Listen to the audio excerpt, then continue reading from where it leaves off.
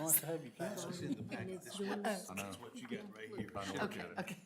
Don't go, man, you were jumping.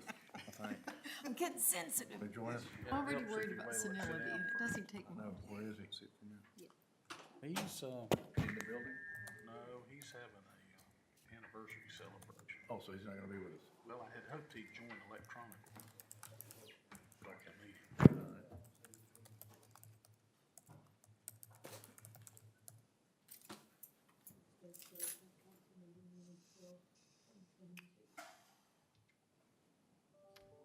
Okay, we're fine.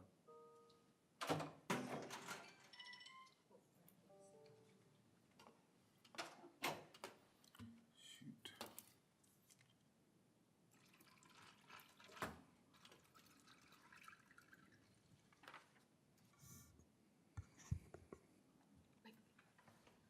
That's right, it was Jimmy who said it.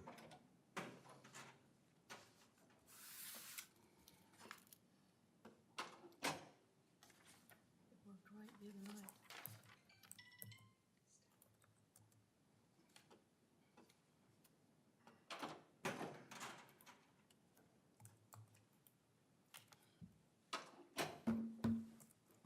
Let me try one thing. Can you, Back on that too.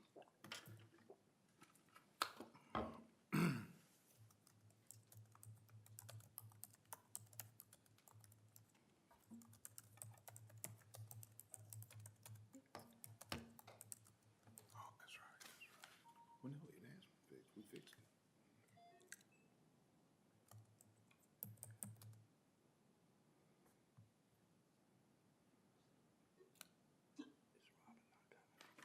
No. No, I just gotta get this done now.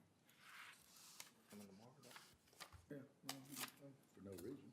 Yeah. I don't think she's doing anything. According to Chris, that's on the phone. That's why I told her she can go to it. Get that thing down. This will be item number 14. Get that screen Fee down. schedule text amendments. That's what he gave us. Thank you. I thought, But now she's oh, there's a switch. working on it. But No, on the back of the wall. Hey, doing Tim?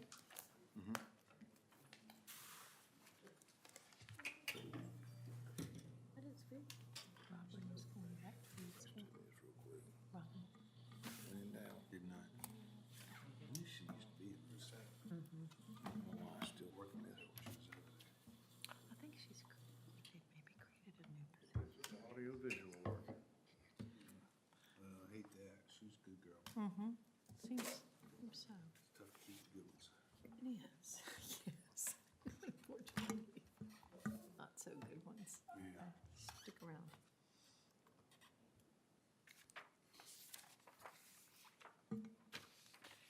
We need to be sure that whatever she's working on, she finishes before she leaves Friday. So what do you do in the mountains when you're not going over legalese and You gonna leave it in there? documents and things? What do you do? Do you hike? Mm-hmm. Okay. Yeah, we go hiking. It depends on the season. It's like what's coming up now. The country club's opened up, so I'll go play golf or pickleball. That's on my list when I retire. Yeah. Take a pickleball. We're just gonna start doing that too. I like to. We have a ski club and go shoot guns with some guys. Whoever wants to go. We got River Girl. We go tubing or kayaking. See if it makes it since that's running now. Let's try that. Uh-huh. I don't know. Very cool. Yeah, so, I mean, we're always doing something, and we've met a lot of people. Recording. Very social. So So your we got grandbabies, something all the time. very cool. If we want to, we could probably do something tonight, but we don't. I'm working during the days. Recording in You still progress. working full time?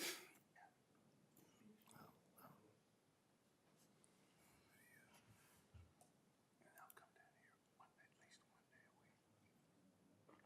Do you stay overnight or do you just? I do. Okay. On these trips I do. But if I'm just coming for the day, I'll come and go back. Same day. Missing in action. 2-hour drive? Exactly. Door to door. So it's not too bad. It's a pretty drive. I'm used to it. done so a couple of years ago, it would have been a very different scenario. He wouldn't have probably been able to make this move, yeah. Couldn't have done it, accepted it, the firm would not be in the office. Yeah. It changed things for me for the better, my work. Council meeting is called to order. This is May the 12th, 2022 at 7:07. Pledge of Allegiance is up first.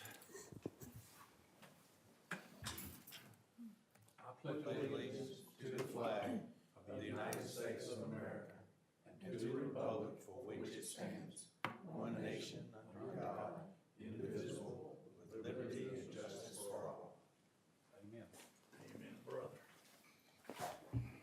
Tonight, we have Pastor McKinney who will give us our invocation.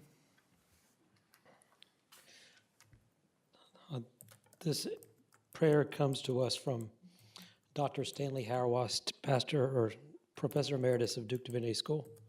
Let us pray.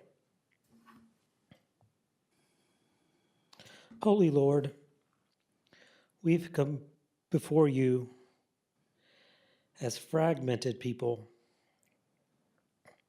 Our lives are divided into pieces, and we are unsure if the pieces, when added up, make up a life. What we do here with one part of our life seems undone over there with another part of our life. Who am I, Lord? Who prays to you in this prayer? Where are we, Lord, when we so pray to you? Augustine has taught us we are restless until we find our rest in you. But this does not feel much like divine restlessness. It just feels like a mess, confusing. Holy Lord, make us one with ourselves and one another. Form the scattered bits of our lives, the fragments of desires, into lives capable of saying, from the beginning, you, dear God, were with me. Help us be capable of truthful memory and fervent hope, so that our lives will reflect the purposefulness of your kingdom. So reflected, may our lives manifest for one another your holiness, and the world may say, look over there. They are God's people. See how they love one another. Amen. Amen.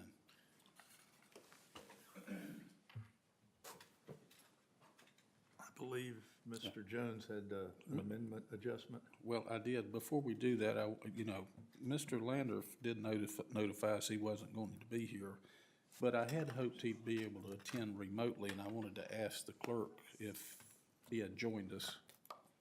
Is Jimmy Lander with us in any way? Phone? Sorry, I was not paying attention. I'm so sorry. Is Jimmy Lander joined our meeting by Zoom? He has not, And then as I can tell. and he hasn't called in, so No other participants online. so right now he's not going to be with us. No, he's not. Okay, I was just hoping. Yes, Mr. Mayor, I wanted to add a couple of things to our agenda, or ask council to add a couple of things to our agenda. The first one would be a discussion about our MPO representative with the working group in Greensboro that liaisons with NCDOT, the Metropolitan Planning Organization. And I'd like to add that to our agenda, just under new business, wherever you want to put it.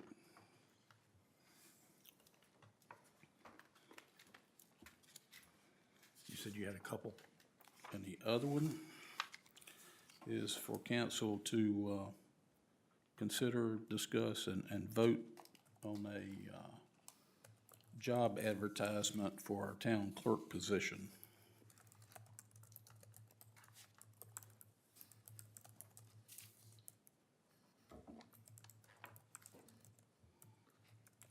Do I have a motion to add those to the agenda? Jim Risby makes that motion. Second. I'll second. Jim. We're Jim gonna- is aye. I'm sorry. we're gonna put those up behind item number 15. I'll put them wherever you want me to put them.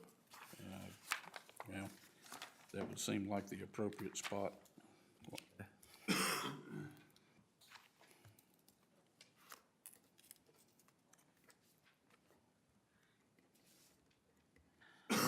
Okay, I'm sorry. No problem. Jim? Jim is aye. Derek? Derek's aye. Tim? Tim Jones is aye. And I am aye. Minutes for the August 5th, 2021 council meeting. Discussion? I'm going to make a motion to continue the August 5th, 2021 council meeting. There are a few things I'd like to discuss with the town clerk about that.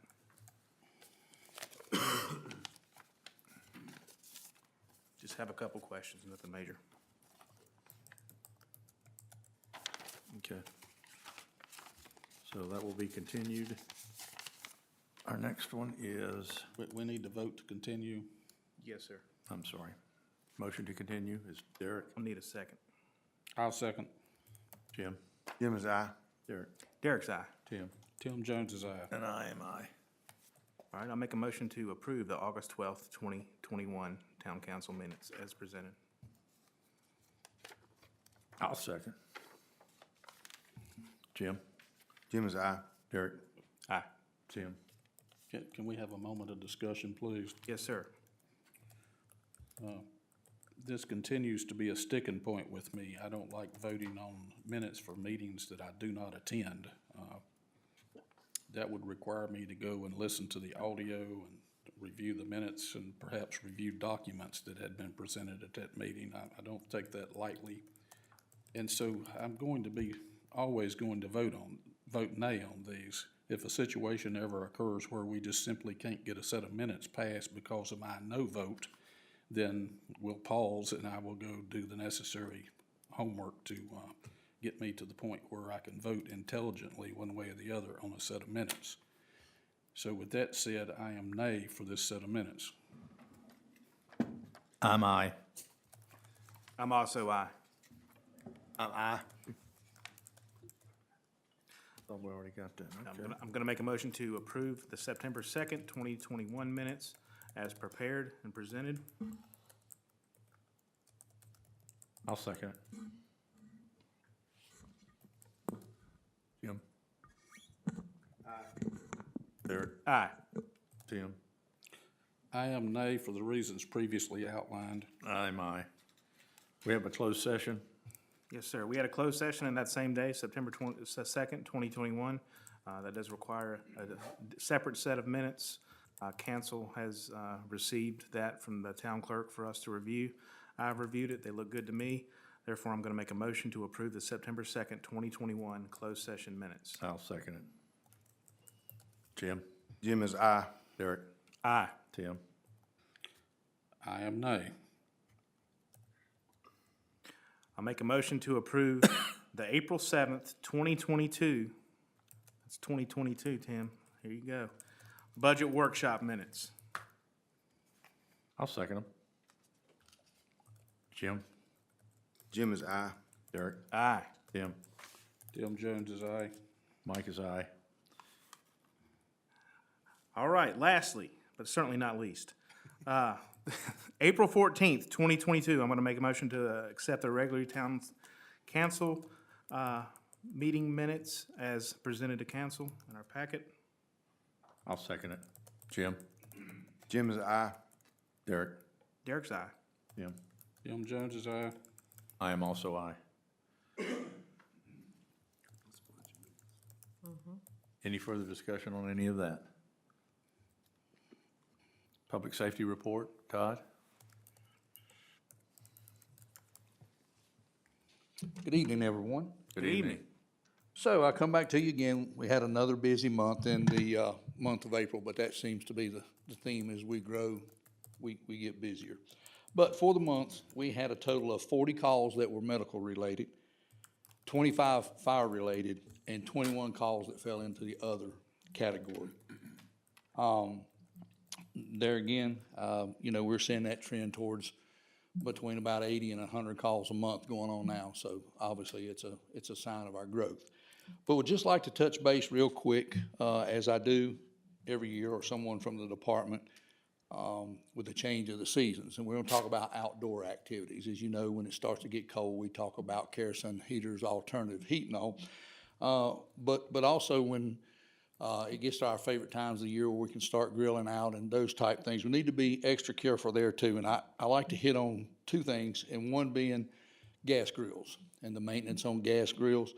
Treat them like you do everything else. You know, make sure that they're maintained, they're clean, check the hoses on them, check your connections, especially if you've got hookups to a home tank. Make sure you don't have any dry rot there, anything of that type. And check your tanks itself. You know, you don't want tanks that are rusted through and those type things, and you want to make sure that your tanks that you swap out are in good shape. The other thing is, there are a lot of people that still like to cook on charcoal. And we encourage everybody to treat charcoal just like we talked to you about your wood stoves and your fireplace ashes.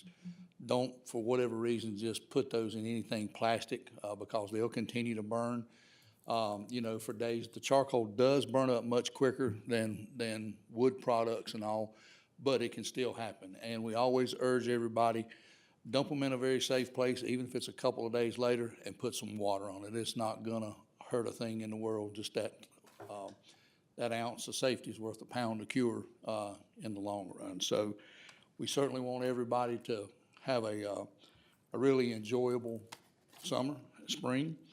One of the other things about the gas grill is too, we've had a couple of incidents, and it's very easy to forget.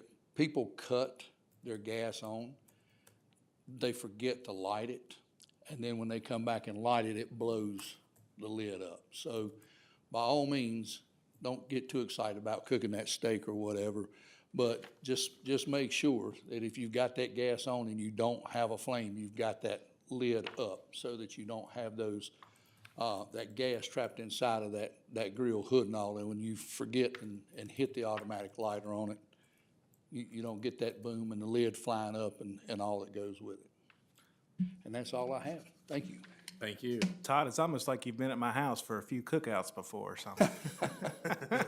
It's easy to do. Yeah, You know, I it's know. easy to do. Todd, I'm gonna add one thing you forgot that I have that personal experience of is I like to clean my grill while I'm eating. So I'll turn it on high and go in the Yes. house and eat. Yes. And I have a permanent natural gas line running to my grill so I don't ever run out. And so for 5 days later, it was still burning. It was sufficiently clean, but it was still burning. So I'll check with the gas company. Tell them to, you know, hey, they don't have to pay me near as much for reminding you. Yeah, maybe just a 2-day cutoff would be good for me there. Yeah. Thank you. Have a good evening. Thank you, sir. We have administrative reports. Do we have anything from the planning board? Derek, anything from events? No, just, we'll have our parade, of course, the second Saturday of December. Look forward to that. I think we'll probably have something in the fall too. We're just not there yet. A little back to school, something or another. Jim, property? Not at this time. We're still working on identifying the vending machine source and other details that go along with that, as well as we do have a request for a memorial park bench that we discussed in a previous meeting. So I'll probably be bringing that to council soon, once I get the details worked out. Yeah. I am still working on that vending machine. I made contact with the individual today. They are trying to put me off to somebody higher up the ladder, and, Mr. Mayor, yes, sir. the vending machine discussion is under old business, item number 9. Oh, okay, well, he brought it up. I just thought I would tell him. I know. And then I want to insert myself here a minute, if you'll let me. Sure. I recently went down to the concession building to do a survey of the available storage space, et cetera. And I noticed our park grill still is inside and remains uninstalled after it was repaired. This was done during my last term on council. I'm sorry, what did you say that was uninstalled? The grill. The park grill that Oh, used to be by okay. our first shelter. All right. And so I don't think this is any big deal. I think the property committee or with Tim's help, the property committee or somebody, we can get the thing reinstalled, but just wanted to let the council know that was on the to-do list, and if anybody had any questions, comments, or concerns, now would be the time. Where does it go, Tim? Goes on the west side of the first picnic shelter, the original one. Is there already a place there for it, obvious that's missing? Mr. Rigsby, originally it rusted right at the ground and leaned over like the Tower of Pisa. And it being a safety concern, we went ahead and took it up. And the hole may still be there, but we need to offset that hole a little bit one way or the other and reinstall it. Okay. And there was a citizen that volunteered to fix it along with their company, and we'll recognize them in a later meeting, I hope. So we'll talk sometime about this. Right. Any further discussion? Financials, Kim? We get the administrative report from Good evening. Dale. Oh, excuse me, I'm sorry. I'm sorry. Dale, I overlooked you. I took that as a header. Forgive me. Administrative report. Certainly overlooked me. I'm good. For the month of May, or actually for April, we had 10 meters installed, 16 applications for transfers of service, 55 meters put on hold for builders, 75 meters are now in stock. 650 water bills have been sent out, 17 work orders have been prepared, 27 811s have been processed, and 14 picnic shelters have been processed as well, so that's picking up. Priscilla's been working on updating all the records for backflow testing that's supposed to be done by the individuals with those. At your last meeting, you approved an application for an ABC permit. That application was returned back to Dollar General Store, and I have notified the ABC Commission in Raleigh that Councilman Rigsby is now our representative to sign off on those. We've worked with Councilman Jones and Hazen and Sawyer and Engineer Brent Neeson on finalizing water line extension plans for the Blacksmith subdivision. That was picked up today. We worked with NCDOT, Mr. Bass and Paul Hoist, developer of Coldwater, and his letter of credit that he posted for road repairs or improvements is later on your agenda. We're trying to put together a process for that. Apparently it's not really a good process in place, and Tom, I may need to talk with you about that. We received a notification from DEQ that we are required to submit a clean watersheds needs survey. I have been speaking with Mr. James Boutzer with DEQ about that. Even though we do not have a public sewer system, our residents operate with private septic systems. We are still required to fill a portion of this survey out that calls for a decentralized systems. And so I don't have a clue what we're doing, but he's working with us and we will get it figured out. That is required by DEQ. We worked on the budget, helped Ms. Thacker with the budget message, schedule fees. We'll be putting the budget books together in the near future. The public hearing will be at your June meeting, and that will need to be advertised here shortly. Priscilla and I have been working on the subdivision list that you all requested, I think back in March. We have gone through each subdivision and coordinated each phase of that and trying to put everything in chronological order and create a list, a checklist for the future on how that's supposed to be handled. And we had a planning board case at the last meeting for a residential building permit application. That required that notices be sent out after that planning board meeting, advising all the adjoining property owners of what the planning board had approved at that meeting. That meeting was on the 28th. Those notices were mailed on the 29th. Anybody that wants to appeal that decision by the planning board has until May 13th to file that appeal. After that, the property owner can apply for his building permit. And that's all I have. Thank you. Thank you very Mr. much. Mayor, do you mind if I read something? It's concerning the change in trash and recycling vendors for the town. Please do. So I have an email that was sent to me last night from George Fernandez, the general manager with Republic, who currently services the town. Now, June 30th will be the last day that they service the town, and then we're going to be transitioning to GFL to provide the weekly recycle and weekly trash pickup. This is a good piece of information that Mr. Fernandez sent with me. I think it'd be good if, we shared this type of information on our Facebook page so all citizens are informed. I think it'd be fantastic if, for example, the local newspaper servicing the Northwest area maybe wrote an article helping us communicate what I'm about to say. Hint, hint. But hope all is well. The intention of this email is to initiate initial communication regarding our exit strategy in Stokesdale. Please note this plan is far from being 100%, but I wanted to err on the side of caution and start communicating now. One, customer communication. Customers understanding what is coming is crucial to execution here. Republic will be sending out call blasts to customers on the following Wednesdays, June 1st, 8th, 15th, 22nd, and 29th. The last message we'll be sending out, but not limited to, this message will include, but not limited to, the last day of service, the importance of having cans out to be removed on June 29th, 2022, a quick snip on who to call if they have any billing, if any of our citizens have any billing questions, and asset removal, which means they're going to be taking up the current waste cans and recycle cans. The day the carts will be removed will be June 29th, 2022. This will be a very big undertaking as we need to exit while GFL has to enter. We will be aligned with GFL on an as-needed basis. We will have 7 to 10 Penske-type trucks around Stokesdale on this day. They will pick up and load empty carts as our drivers dump the contents. We will have 10 to 20 employees around Stokesdale who will be part of this removal initiative.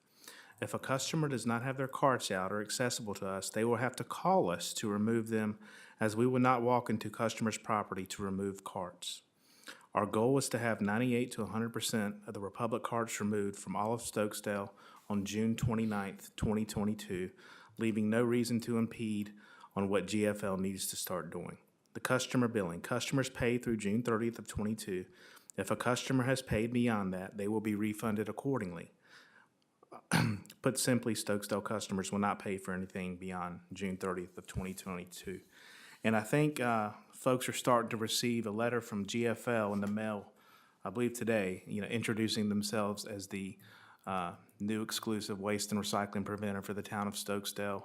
And when that service will start July 1st, and a phone number for them to call or an internet web address for folks to go to sign up for service. So definitely hoping for a smooth transaction. I certainly commend Republic for wanting to go out on a high, or for making the efforts to go out on a high note, and welcome GFL into the town of Stokesdale. That's all I have. Are there any questions, guys? I would like to just add in the GFL letter, they have given us an email address to make contact, and of course, they've also given us telephone numbers, which I think can be helpful to the residents. Okay. Mr. Right.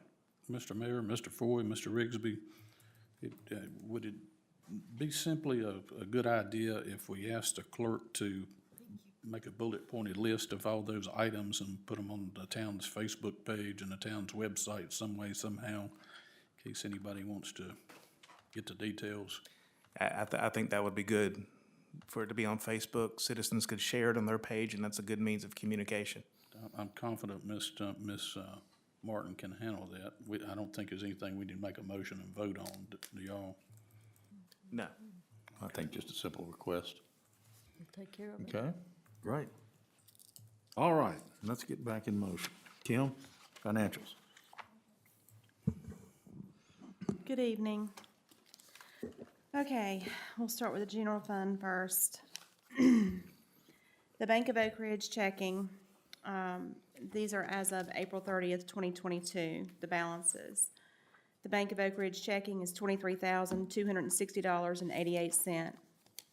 Our CDRs with the Bank of Oak Ridge total $2,559,664.96. Fidelity Bank checking is $261,713.88. Petty cash is $150. Our accounts receivable for Gary's salary and the employer FICA for the month of April is $530.35.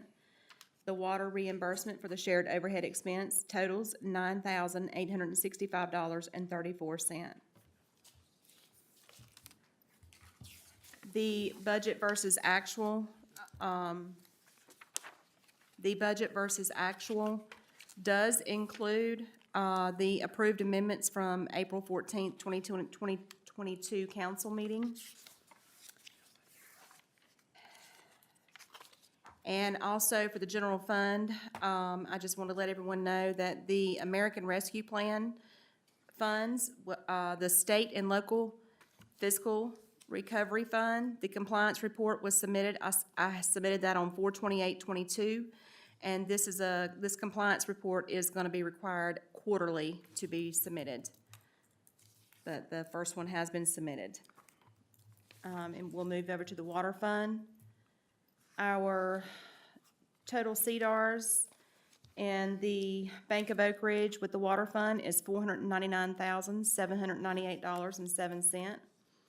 The Fidelity checking account for the water enterprise account is $591,334.99. The CRF fund, which is the Capital Reserve Fund, at the end of April was $160,695.12. The North Carolina Management Fund, $522,642. Our savings account with Fidelity is $45,050.99. At the end of April, for the month of April, the billing, our accounts receivables were $22,660.87. I'm sorry, that was our total that was our total for the year.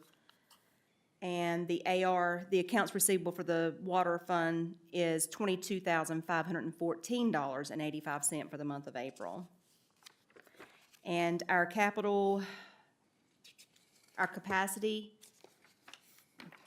let's see, what that would come to this time, $6,500, was $6,500 for the capacity fees for the month of April.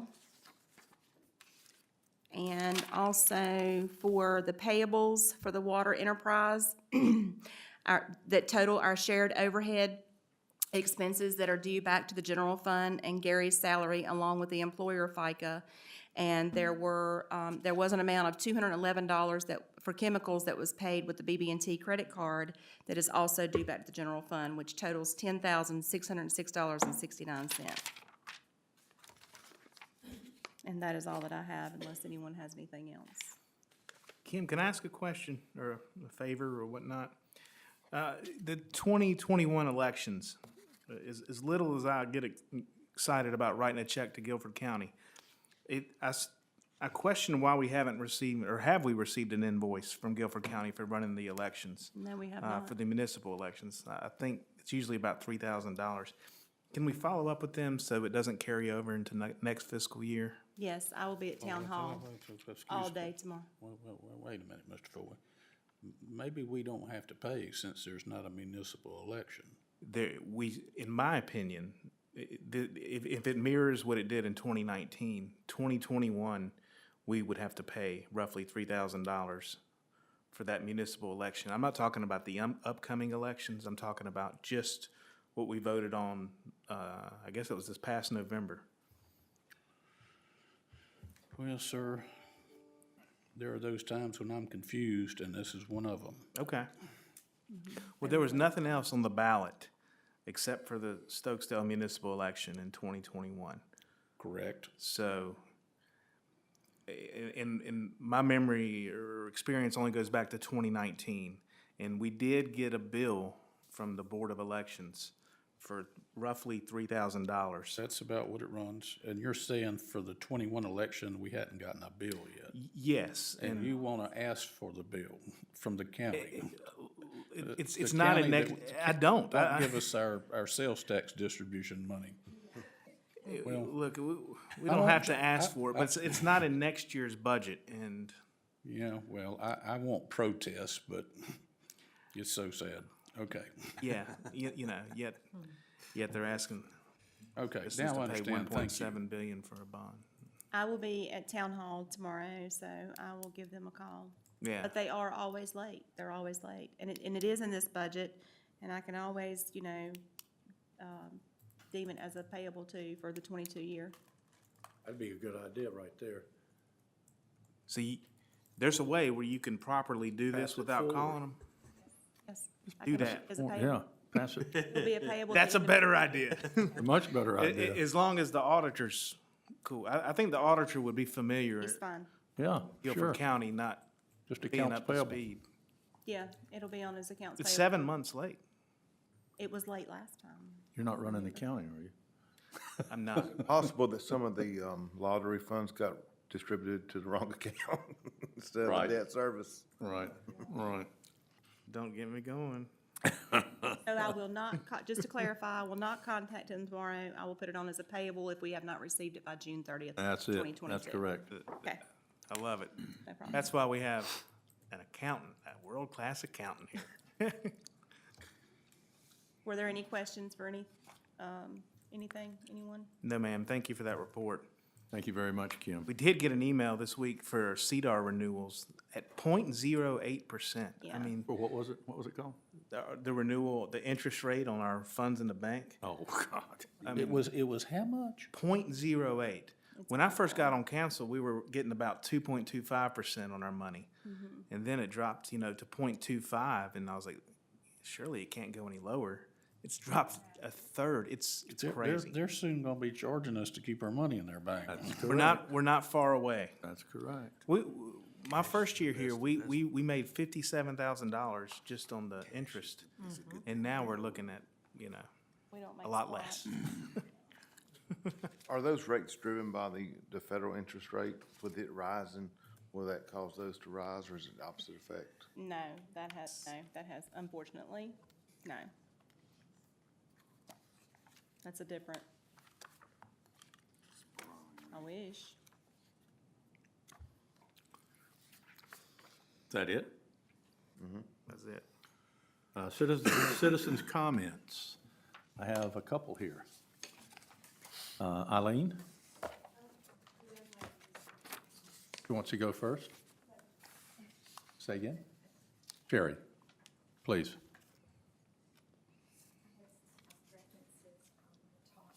I'll take care of it.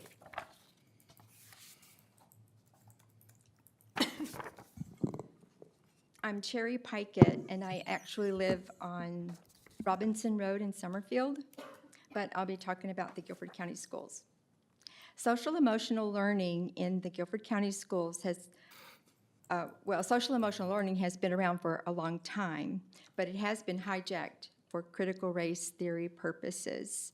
Parents have a right to know about its subtle coercive methods of deeply held belief systems of Marxists such as Paulo Freire and Herbert Marcuse and others. It's a religion. Doesn't the First Amendment say Congress shall make no law respecting an establishment of religion? At least one of the SEL curriculums being used in our Guilford County schools is from CASEL.org. It's an acronym for Collaborative of Academic Social Emotional Learning, and there are 5 pillars attached to this. It is all based on skin color and groups, not individuals, and it is racist. These programs have damaged thousands of our children. Paulo Freire uses the word transformation all throughout his book, Pedagogy of the Oppressed. Marxist Marcuse wrote these words: "The ghetto population of the United States constitutes such a force, confined to small areas of living and dying, it can be more easily organized and directed. Moreover, located in the core cities of the country, the ghetto forms natural geographical centers from which the struggle can be mounted against the targets. Their location makes for spreading and contagious upheavals. The fact is, at present in the United States, the Black population appears as the most natural force of rebellion. They're being targeted. These are my words now. I believe social emotional learning unravels our children's beliefs and values instilled from parents, church, or grandparents, and it changes them to be angry and hate, telling our children of color over and over that they are oppressed and that the white children are responsible, which puts wedges between them that didn't exist. After Pillar 5 of this transformative social emotional learning curriculum has been completed, the children will be transformed into someone their parents will not recognize. Here is a quote by one of the authors of the transformative social emotional learning, and he's also associated with CASEL. And this is what he says about the youth in the classroom. Independent relationships refer to situations in which youth have voice and actively participate, and adults relinquish their control. And we can see that in our schools today. Equity is socialism. Thanks. Let me ask, is this something that's being pushed in the Guilford County school system right now? It's in use right now? And I gave you references. Okay. To the website that shows you, on the GCS website, it'll show you that. Okay, well, this is a cause for you. What do we do to stop it? Well, I can tell you 5 school board candidates to elect into office. Doesn't hurt, I don't think. Has anybody got an objection? Well, we can't get too far off our agenda, Mr. Mayor. here. I know, I've got a question. So you have five board members that would be ideal replacements. Yes, I am part of Take Back Our Schools. How could we find these 5 people? Can you tell me just very simply? Yeah, takebackourschools-gcs.com. Okay, good enough, good enough. Any other questions? Well, for the record, I would like to have this reference material that Ms. Pikett has presented. She has presented council with 3 pages that are titled References to Talk on Social Emotional Learning by Cherry Pikett. And so, since she's presented it to council, this would presumably be one of the town's public documents now, if anybody wanted to request it. So that's my purpose for reading it into the record. Dale, can we have that done? Yes. Added? Okay, do we need to make a motion? Do you have another copy of No, that? you don't need a motion. No?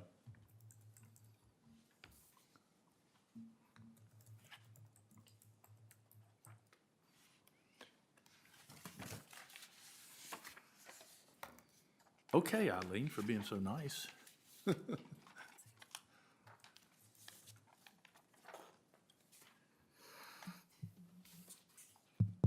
Welcome.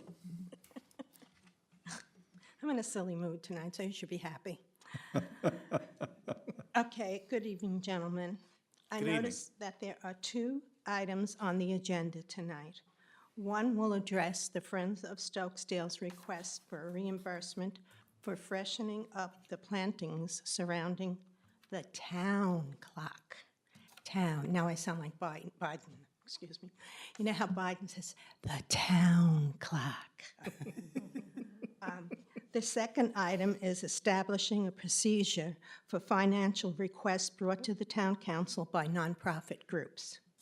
I am here tonight to ask you to clarify who is responsible. I like Biden's way of talking, I'm sorry.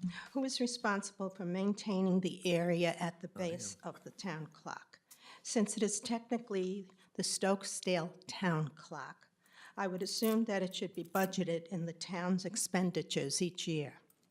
We are blessed, and this is a compliment for you too.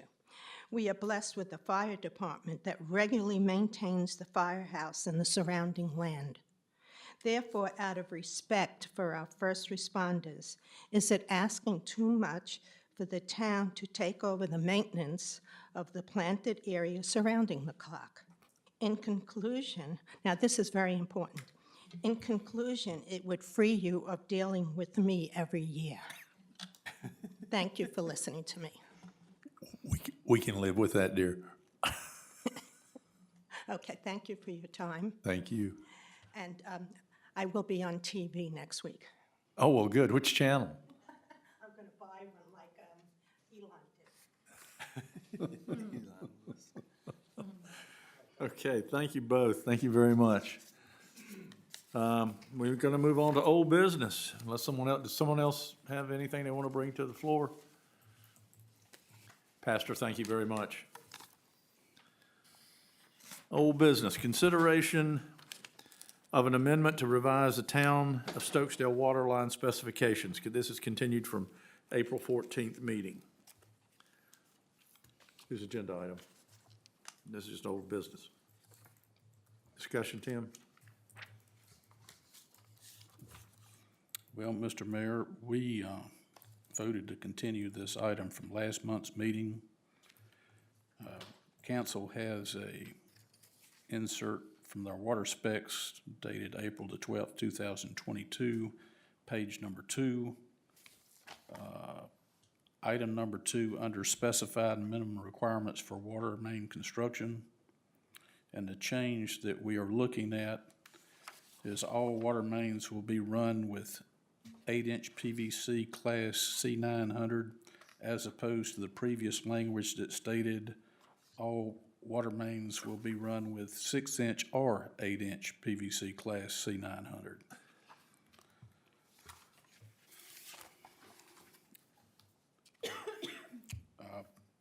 I have received some comment from an area developer that preferred to use the 6-inch just because of the cost involved, I think.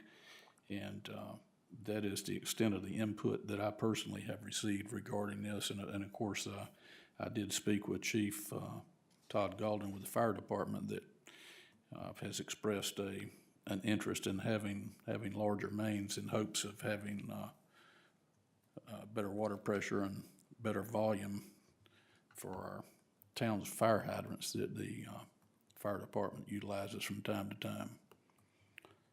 I was wondering if any other council member had any other input. I'm gonna go with 8-inch. Mainly because that's what I voted on in February of 2020, when the town revised the water specs. I'm not sure how that document went missing, but that was what was voted on in the past. And Tim, correct me if I'm wrong, but it was also voted on in 2017 to have 8 inches? I think so, Mr. Foy, yes. That's my rub. We have, since 2017, we have been utilizing the requirement for 8-inch, and yet we have developments that are being built out with 6-inch. I'm at a loss to explain this right at the moment. But in hopes of clarifying this and getting our specifications updated to the current day, for those that may not know, Hazen and Sawyer just finished reviewing and revising the Town of Stokesdale standard water line specifications, which are the ones that we are looking at. So I'm hoping we got it now. And so if I recall, we made the motion was made to continue the vote to this meeting to vote on this. Yes. And so a new motion does not need to be made. Is that correct, Mr. Medlin? Does that sound right? Say that one more time, because I'm sorry. Did you attend the last town council meeting? I was not at the last one. Okay, that was your associate. That was my partner. Forgive me then, I have perhaps put you on the spot. That's okay. The last meeting, we made a motion to approve these changes to the water system specifications and hold this open until this meeting to allow for any input from the public, from developers, from the fire department, anybody else that wanted to contact council or contact the town and have their opinion heard. And so that was the reason that we delayed the vote to this meeting. I would technically have taken that as an agreement to table to the next meeting, which would then cancel out the because you didn't take any action on the motion, so other than it got tabled. So now that motion isn't on the table anymore. So I think you do need to make the motion again, so it is on the table, and then you can vote on it. Let me ask you this. If the motion is not on the table, what is on the table? Just the delay? Just a new agenda item. I thought. It just got postponed to this meeting. Okay. So now you've got a new meeting that's been called, and you now need to put a motion back on the table. Fair enough. Mr. Medlin, I hear everything you say, and my problem with it is we only have one page out of these specifications in front of us. There were some spelling and grammar errors that were corrected. There was a paragraph having to do with the requirement that the developer or the applicant submit a hydraulic modeling study at the beginning of the process versus at the end of the process, and then this change in the water mains from for 8 only and instead of 6 or 8 was the third change. So I don't know if I know how to back up and incorporate those other 2 items into a motion along with the approval for 8-inch. Anybody on council want to help me with this? Wish I could. Well, let's see, that was the April 7th meeting, and you've got those minutes. Yeah, that's what I'm looking at now. So was the motion made that we can go back to? Have 1 second, I'll go get the action agenda. It has it on it.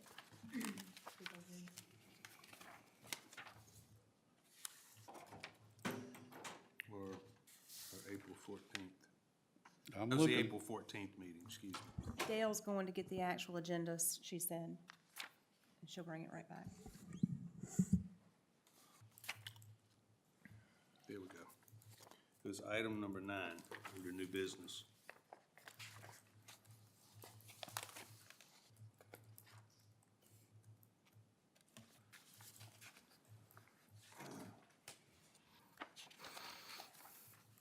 You got it, right there. I got it right here. New business consideration. I didn't read through it. Pulled from that. 9 on page 5.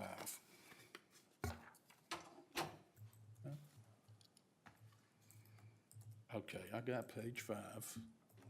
Mine is different. Yeah, No, it's for the April 14th. That's 7th, they're the next set of meetings. Minutes, with April 14th minutes. That's 7. That's 14th. 5, 9. Bingo, you got it. And then she's got the action motion there too.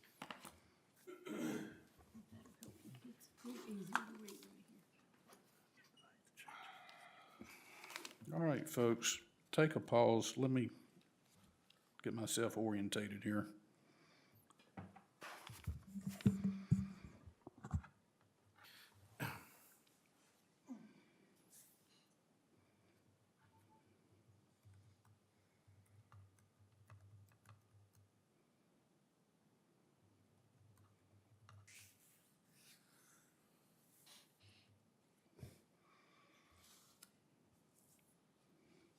Okay, I think I've got us here. Once again, Ms. Martin has come to the rescue. All right, Mr. Mayor, I want to make a motion. I think that the reference to the last month's meeting might be appropriate in the minutes. But anyway, that motion would be to make the changes that Ms. Martin, Town Clerk, has flagged regarding the grammar errors, incorporate the corrections applied by Hazen and Sawyer regarding the hydraulic modeling submittal to the town, and change the specifications reading 6-inch or 8-inch to read will be run with 8-inch. I'll second that motion with a question. Should that 8-inch read 8-inch PVC Class C90? Or just 8-inch? I'm certainly not contending that we remove this, Okay, so that's there. yes, Gotcha. Okay, cool. good point, but it's right. there. Well, Even though I wasn't at the last meeting. I'm ready to vote yes. I think some important points here. I think Tim meeting with Hazen and Sawyer and getting that verbiage about the hydraulic modeling being in there is very important. I think feedback we got from Randy in the last meeting, the 8-inch pipes and the benefit, the fire department and fire protection for the town, I think that's important. And lastly, other than, I acknowledge there were some grammatical changes and other than that, but I maintain that this very closely mirrors what was voted on in February of 2020 with these changes. So I'm glad that, 2 years later, we're getting this nailed down. And let's not lose these. Any further discussion? Jim? Jim is aye. Derek? Aye. Tim? Tim Jones is aye. I am also aye.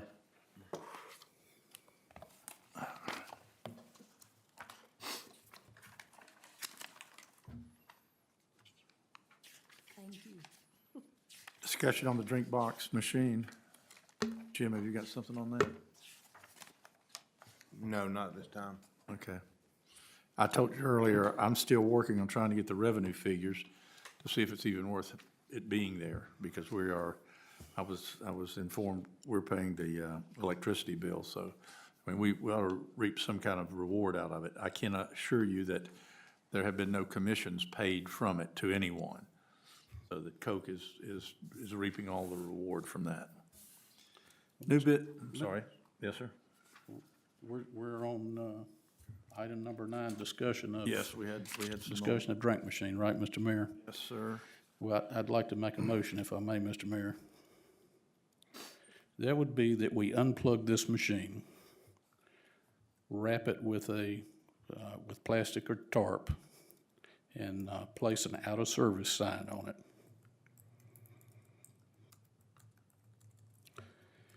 And that when whoever acknowledges this contract contacts the town of Stokesdale, that we have the finance officer estimate the electricity consumed between this time period and the original installation and send them a bill.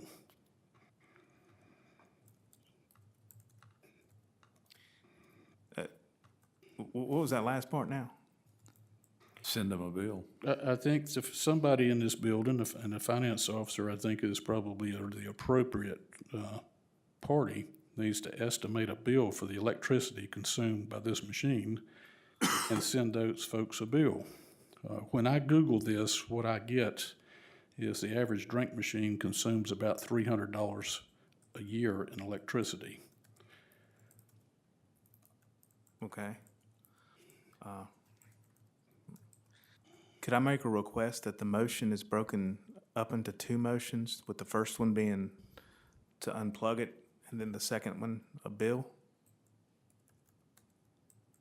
Okay, I will remove my motion concerning the estimated bill for the electricity and make my motion a motion to unplug it, wrap it up, and place an out-of-service sign on it. And I might add, if it gets plugged back in, I would like to work with the property committee to turn the appropriate circuit breaker off, if possible, if it gets plugged back in by somebody somehow. Fair enough. I'll second your motion. Let me talk about this for just a second. Have we ever seen anyone use it? Ever seen one of the citizens use it? I've not personally seen them use it, but I would assume that it was put there for a service to the citizens by the town, since the concession stand is not operable. That would be my assumption on why it's there. I can't imagine that Coke randomly put it there to make revenue. I'm sure somebody requested it be put there.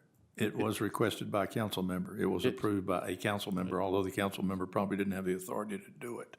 It's hard for me to believe that the Coca-Cola Corporation hauled the machine out that I think's valued at about $3,500 to $4,500, unloaded it and plugged it in without an agreement signed. That's just my opinion. There was no commission agreement but- signed, but And I would, Ms. Thacker, if there was no vote of council to install this machine, I would ask you where you're getting the authority to pay this power bill from when you write that check, now that you know about this. She's getting the authority because it's in the budget. The budget doesn't give anybody spending authority.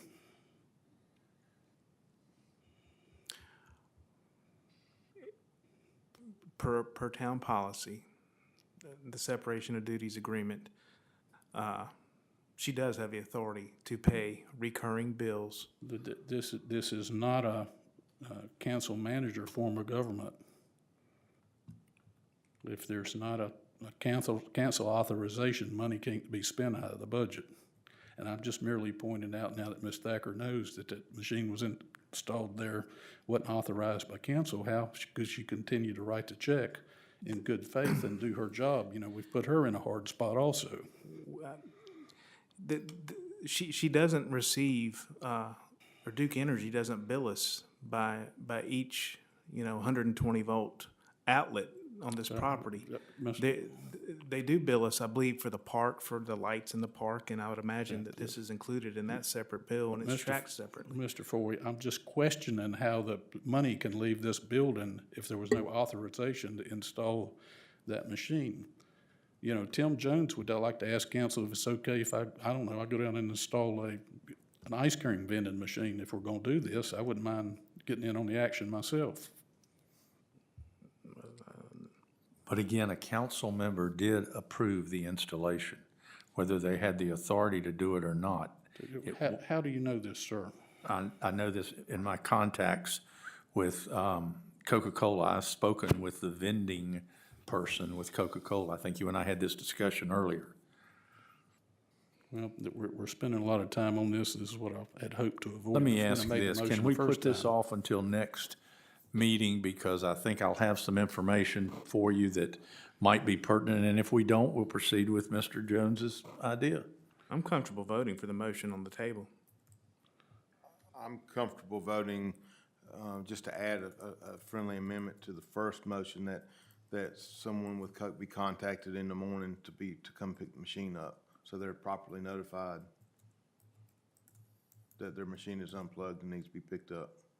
Well, before I respond to that, I would like for you to know that I was present when Ms. Yount contacted Coca-Cola. She got nowhere with them. So, a couple of weeks after that, I tried. I talked to the representative that answered the phone. I asked for a supervisor to call me. I never received a call. And so, hey, I'm comfortable withdrawing my motion. I've said my piece here, and I think I'd like to withdraw my motion if you want to continue to bat this around and hope some resolution comes about. But I don't accept what we're doing here. It's just ridiculous. I would like to get an answer from Coca-Cola, and I have been in contact with the person who does vending machines for this part of the world for Coca-Cola. Mr. Medlin, would it be proper for council to address this, or has there been some sort of legal right established by whoever set this vending machine in our park and plugged it in? Have they got any kind of squatter's rights? I don't know all the facts, but from what I've heard tonight, Coca-Cola may believe there was a parent authority, and that they had the right to put it there, permission to put it there, when in fact maybe that didn't happen.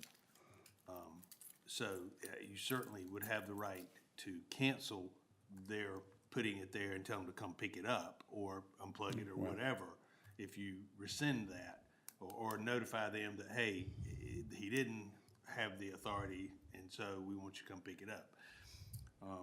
I don't know that you're gonna be able to go back and try to collect from them or something like that in the past, if those facts are true. If they refuse to communicate with us, sir, how do we contact them, other than unplug their machine, and I think we'll hear from them at that point. I think if you're making reasonable efforts and you're having communications and you're not getting anywhere, I don't have a problem with you unplugging the machine, wrapping it up. You know, they'll come, eventually, they'll come to service it and they'll probably pick it up.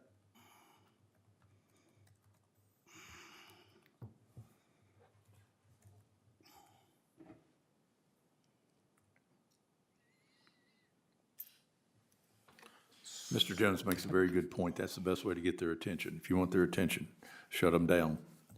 That'll do it every time. Now, if we can negotiate after that, that's all well and good. Well, Mr. Mayor, I'm willing to withdraw my motion. You are in personal contact with a Coca-Cola rep. I assume that's some sort of salesman. I'm perfectly willing to put this in your capable hands. And too many cooks spoil the stew. I just know that I can't get in touch with them. I'll be more than happy to give you the phone number if you want to pursue it too, but I do have the contact number for the person who is over the vending machine placements and vending machine overall for Coca-Cola and again in this part of the world.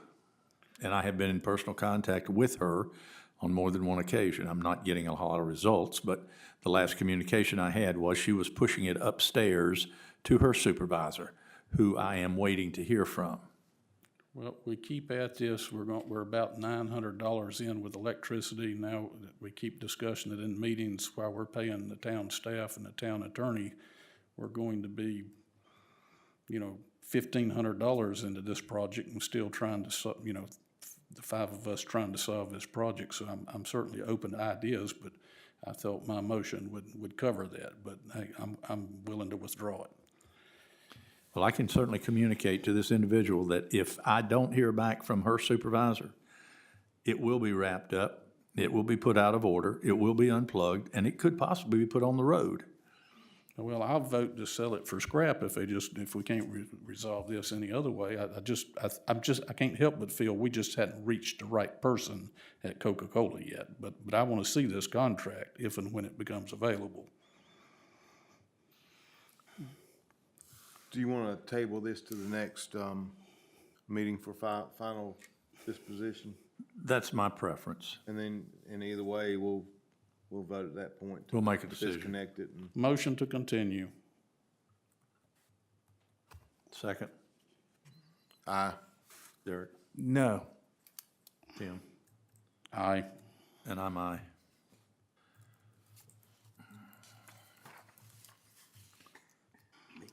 Let's see, we've got that under 15. All right, we're going to new business. Consideration of invoice for the Friends of Stokesdale Town Clock Landscaping. I make a motion that we pay this bill. I do not think we need to pick up the future expense on that. What does that mean? Eileen asked that we would take over the maintenance on it. I don't think we should do that, but I think we should pay this invoice. If I may, my only concern with taking over the maintenance of it is it's at a separate location than Town Hall, so we will have to get Hunter, our landscaping vendor, to go over there, maintain it, and so we would probably need to renegotiate their contract. That would be my only. I agree. I don't have a problem, just a second, I don't have a problem incorporating it into the new contract when we rebid it, but I'd just be afraid that we would be putting a burden on the landscaper if it's not inside the scope of the contract. Go ahead. Can I say something? Yes, ma'am. Yes, ma'am. One of your okay. The project was thrown over to me and to Mr. Bruno and Vicki White Lawrence. I had no voting power in it. I just served the lunch and the dessert at my house. At that time, there was an offer by someone else in the town to take the clock on their property and they would have maintained it. Mr. Bruno and Vicki White Lawrence voted for the fire house over there. Now, if you want us to continue as a nonprofit, you don't see it within your heart that you would reimburse for that work? I mean, the town has to start looking at other parts of the town too, besides the park out there. And that's your town as well as mine. I moved here 17 years ago and I feel like it is my town. But it sounds like you want to just wash your hands of anything. And if you feel that no landscaper cannot do it, we have 3 able-bodied people that did that and are willing to maintain it if we can be reimbursed. That's the town clock. It's not the fire department's, and I only gave $4,000 for that clock, so that's not my clock. If you want to turn it over to me and write up a contract, I will gladly become the owner of that clock and leave a legacy to take care of it. But for you to just act like you don't want to even touch anything, come up with an idea that you can handle. Well, what you're doing is you're misquoting what I just said. I didn't say that we couldn't do it. I just said what you're wanting us to do is reimburse you when you do it. And that's not how the town works. We do not work in the rears of reimbursement. We work in advance with known budget items. We are a zero budget town. So for us to incorporate it into a contract, that's fine. I don't have a problem with looking at that. But what I'm saying is until that person's contract is up, we cannot ask them to go over there and take on an extra duty that we did not contract for. So in the short term, we may need to come up with another solution, and I'm open to that solution. But we can't just call a vendor up and say, hey, by the way, you've got a new thing you've got to go over and do. That wasn't in the original contract. That's all I'm saying. But when I'm asking you now, at this point, after you made that statement, is we have 3 able-bodied people that did that to begin with. And if we submit, when you're coming up with a form that has to be filled out, if we submit it every year, I mean, would you then reimburse before or after? How do you want to work it? Am I going to be reimbursed tonight? It would be, in my mind, it would be reimbursed afterward, and you would have to bring the charges to us so that each year we would have the opportunity to say yay or nay. In 4 years, I'm not going to be here, maybe. These other gentlemen may or not be here. I think my point to that, Mr. Mayor, is it would need to be in the budget before I we agree. can reimburse it. So we would need to incorporate it into a budget going forward in an amount up to an amount for you to spend. We can't work in arrears of you just bringing a receipt up here every few months and says, reimburse me. That's not how the town's budget works. And then we would be making an amendment every time we had to do that. That's all I'm saying, is we would need to address that in the current budget's cycle. I understand that, but at the present time, just yes and no, because I will leave. Well, we've got it on the agenda. We've got to take a vote on that. We hadn't got there yet on this current bill. We're gonna take a vote on that, but we're talking about future. It's 2 different things. Exactly, and I understand that. So what you're saying is, in the future, we should give you an estimate of what we think it might cost. Is that correct? Yes, and we would need to incorporate it in the budget, take a vote on it, put it in the budget as a line item, and then this whole problem goes away. Okay, so when is I'm just curious, when is the future budget going to be for? 6 months. It'll start in March of next year, as far as the budget process. But we're under our new budget as of July 1. Is it July 1 or June? July 1. By March, in other words, so that you could work on it. To be added to the budget proposal, yes, ma'am. I think that's reasonable. And after hearing Ms. Theory speak and then some other requests, I remember the mobile project with at Northwest High School. I don't think we got a formal request from anybody to fund that, and we didn't. But I think a citizen came and spoke and said that we should. So on the agenda tonight is a policy that I would like to bring to council that gives nonprofit groups just a formal process and avenue to make that request, because I do agree that it is common in other towns for that to happen. And I just perceive that Stokesdale doesn't have such a policy, whereas, such requests can be considered and voted on by the council. So. I'm sorry, Mr. Bixby, I thought that you were just washing your hands of it. So please accept my apology. You're welcome. No, I was not. I just wanted to make you understand it's two separate issues we're talking about. We're talking about the bill we gotta vote on, and then we're talking about a process going forward. See, because I was ignorant of the fact that it had to be something we would present before we did it. I had no control over when it was done. I was just sent her as a spokesperson. Right, and I don't think you were ignorant of anything. We just don't have a policy, right or wrong, and maybe after tonight we will. But, I think as the town grows, I think, there should be a policy in place. Because I do remember when the prior mayor, not you, Mr. Puppet, a pretty young lady came here and spoke about a sign for the school. And it was approved. It wasn't on the agenda that night, so that's where I think I got my idea that I could just come and do it. So, And there's been a precedent set that I was following, thinking that I was doing the right thing. Well, that's what I meant when I said, it's almost gonna be an annual thing where you'll have to present whatever your budget, whatever you think your budget will be, present it at the proper time, and we'll either add it to the budget or not. So, if I hear Mr. Rigsby correctly, that is the correct process, and that's what we'll have to do. I can say this, I'm very sympathetic to what you've done, and I'm very sympathetic for us to pick that bill up. But again, I'm only one of 5 people. So the rest of the council's gonna have to vote in favor, one way or another, whether we have to do a budget amendment or whatever. But, I like the clock. I think it ought to be part of the town. Quite frankly, I think the fire department ought to take care of it, but then that's my opinion. You know why they can't be doing that? When an alarm goes off, they can't say, oh, I'm planting some flowers here, I can't go. So I understand that. They take care of their lawn, they take care of the firehouse. That's one less thing they have to do. Her bill's a whole lot less than ours. And let me address the school thing, and it happened before I was on council, but I do know that there was a line item in the budget for donation to the school. So at some point, someone came to the school and made that. It wasn't that, it was a grant that was given, it was monies given to the town to use in the downtown area.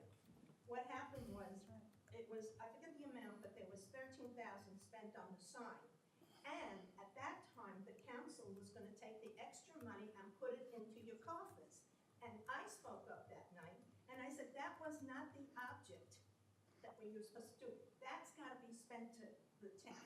So I suggested a town clock, and they voted, yeah, that sounded good. And that wasn't on the agenda that night.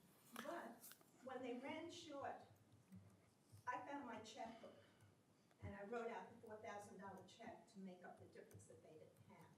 But that wasn't in your Well- budget. That was money that was given to you for the town. So let me clarify, there's a sign in front of the school that's on school property, that's the sign I'm talking about. And I think some town money was used to fund some of that.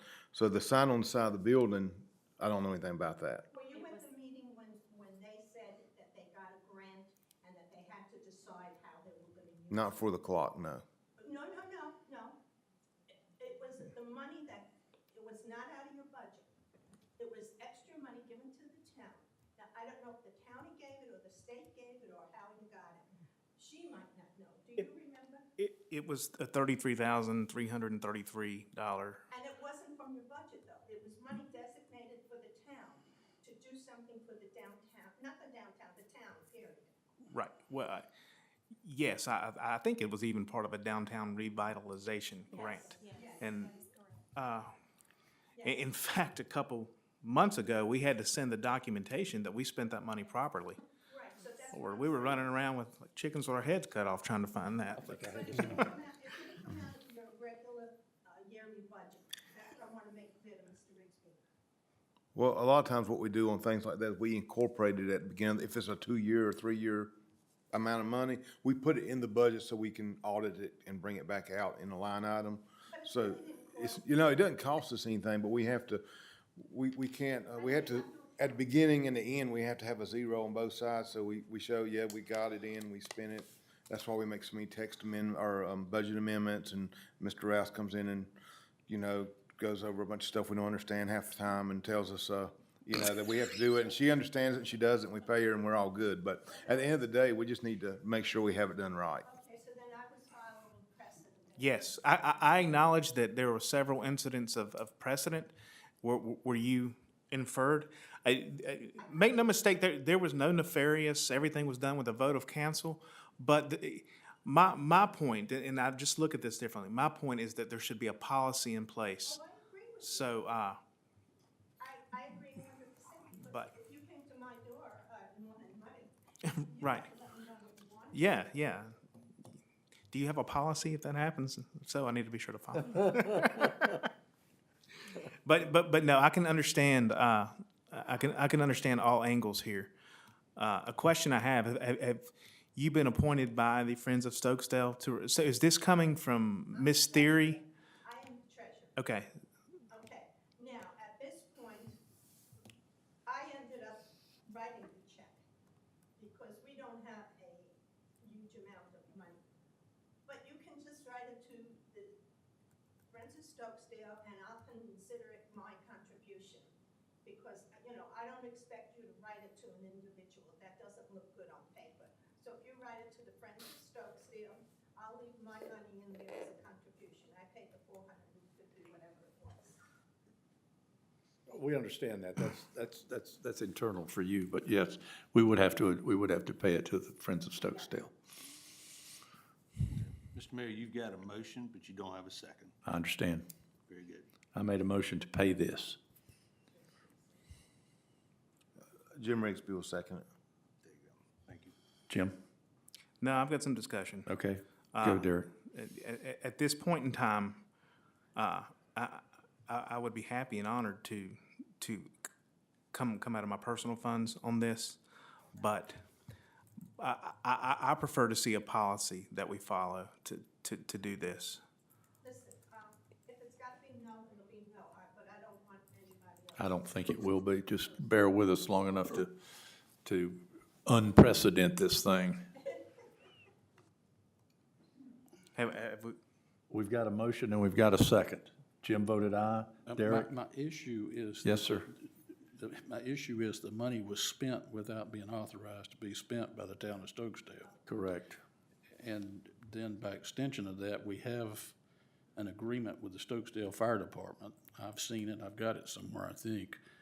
And I don't know specifically what it says about maintenance, but I believe it's all on the town of Stokesdale, as Ms. Theory has pointed out. But I'm not sure how the Friends of Stokesdale fit into that agreement that we have with the fire department. So that's where some of my confusion lies.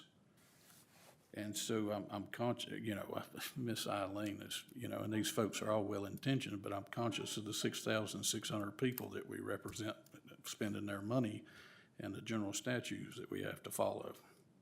So I don't, and I certainly don't want to be setting a precedent. Todd, can you clarify any of this? Are you aware of any agreement of your maintenance of this particular area? So, you're going back a while now. Okay, all right. To my knowledge, we were approached, okay, with just the idea of putting it on the property, okay?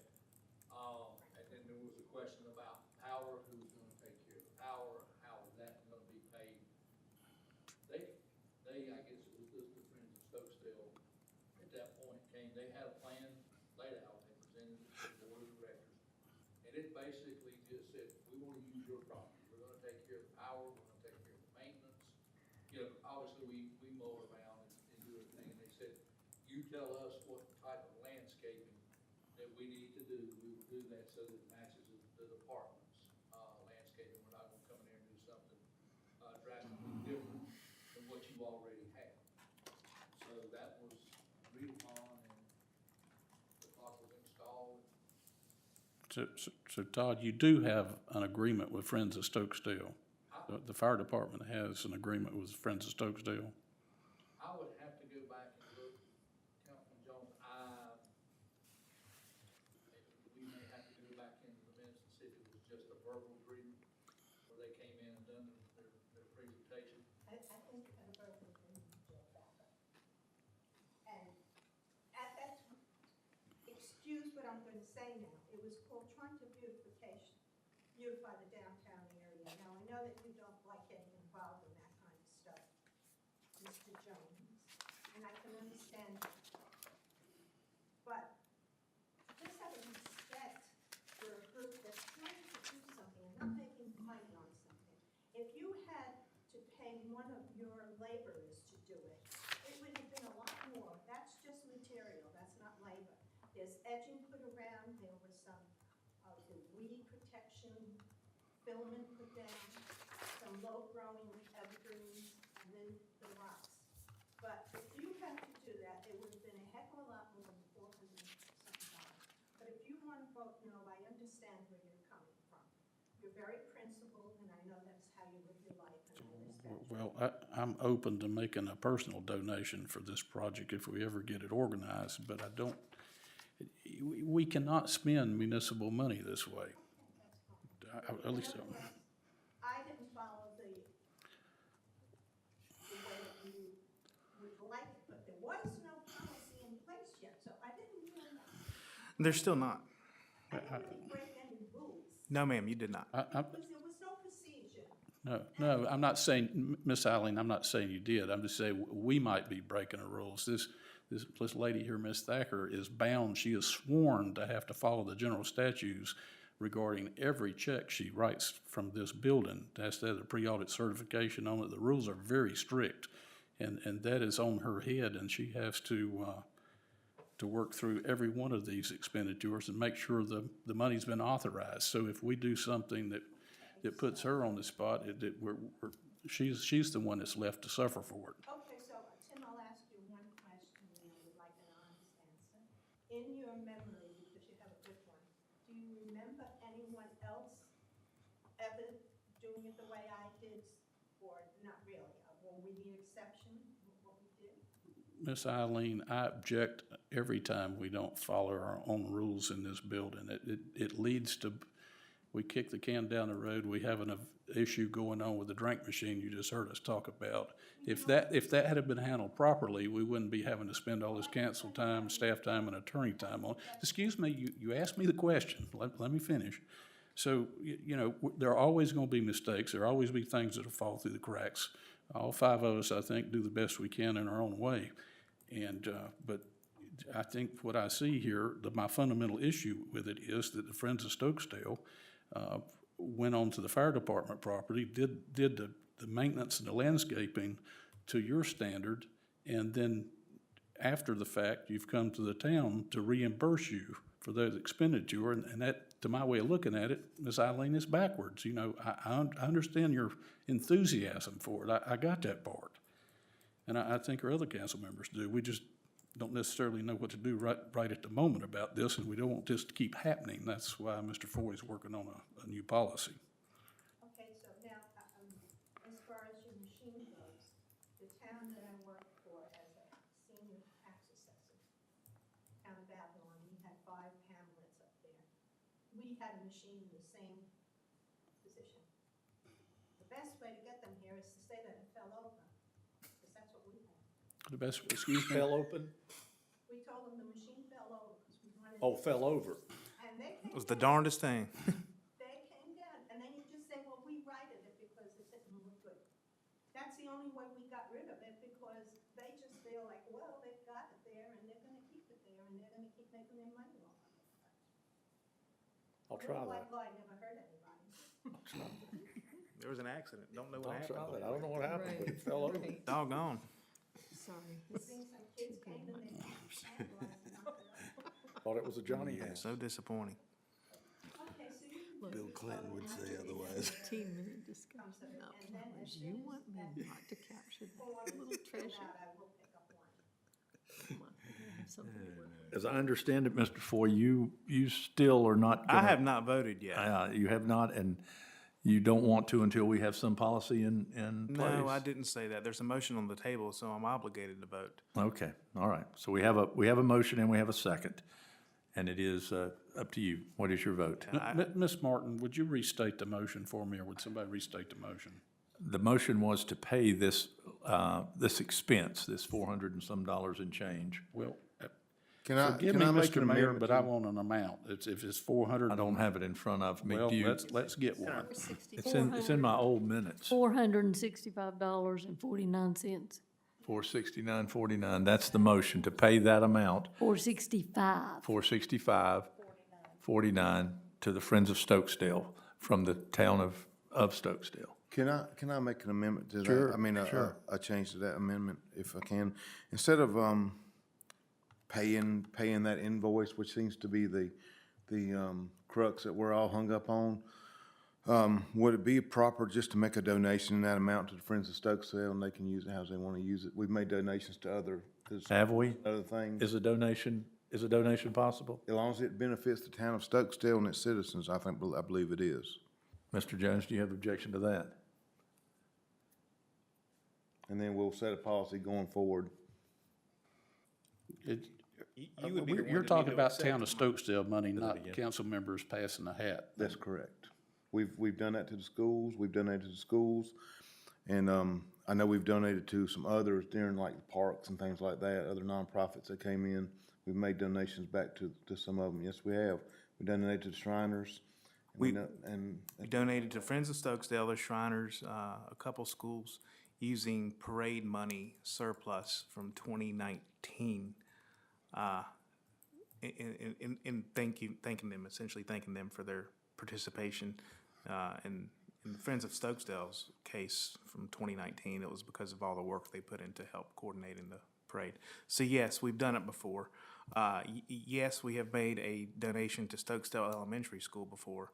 We're reimbursed with that through the CARES Act, because that was so they could buy teachers computers during COVID, because Guilford County Schools were going to do that, I believe in October of 2020, but school starts in August. So Right, no, but we also budgeted that amount for a couple of years to make a donation to the school. So my point of that is there is precedence to make a donation to a nonprofit. So that would be what I would suggest changing the amendment to, if it would clear the air on this one-time situation. And those are all one-time situations that we've made those donations. And it's all been town money, so there's no, whether it's whether it's parade money, it's still town's money, it's still the public's money, because it comes into the town. yeah, no, that's a good point. I have no objection to the amendment.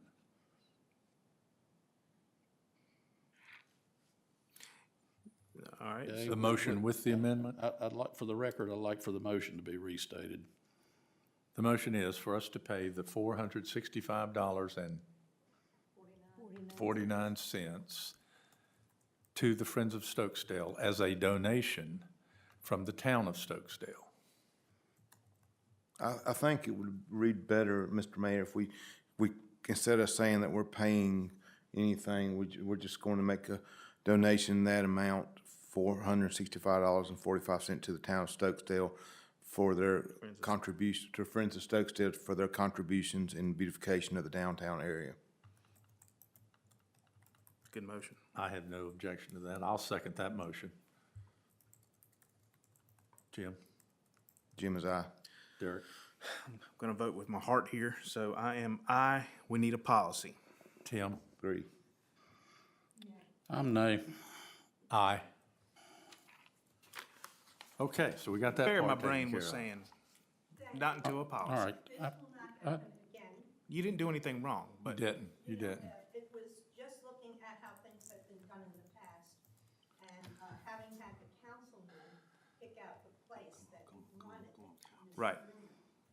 And I don't even know if he brought it to the council to vote on.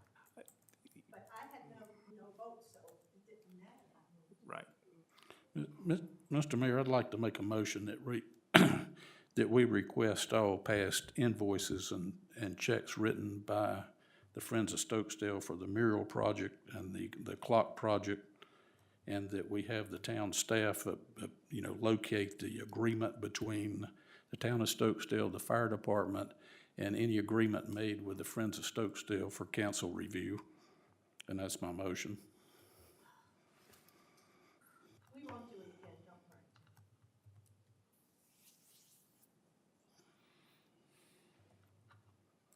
worry.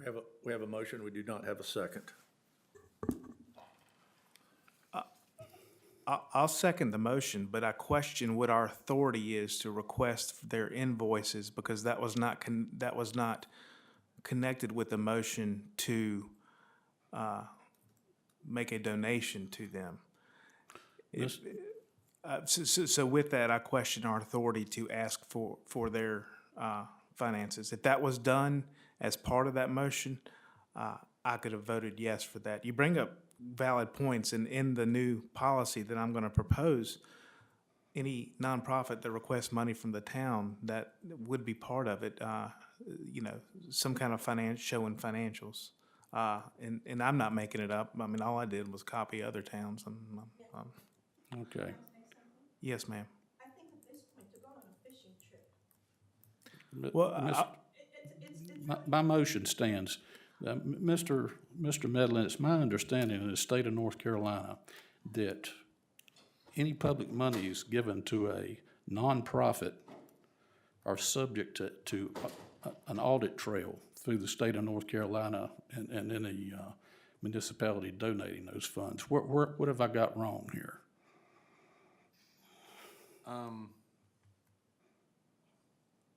And if the Friends of Stokesdale refuse this request, then they refuse the request. Well, you can request. So, you're just asking for them to provide the information.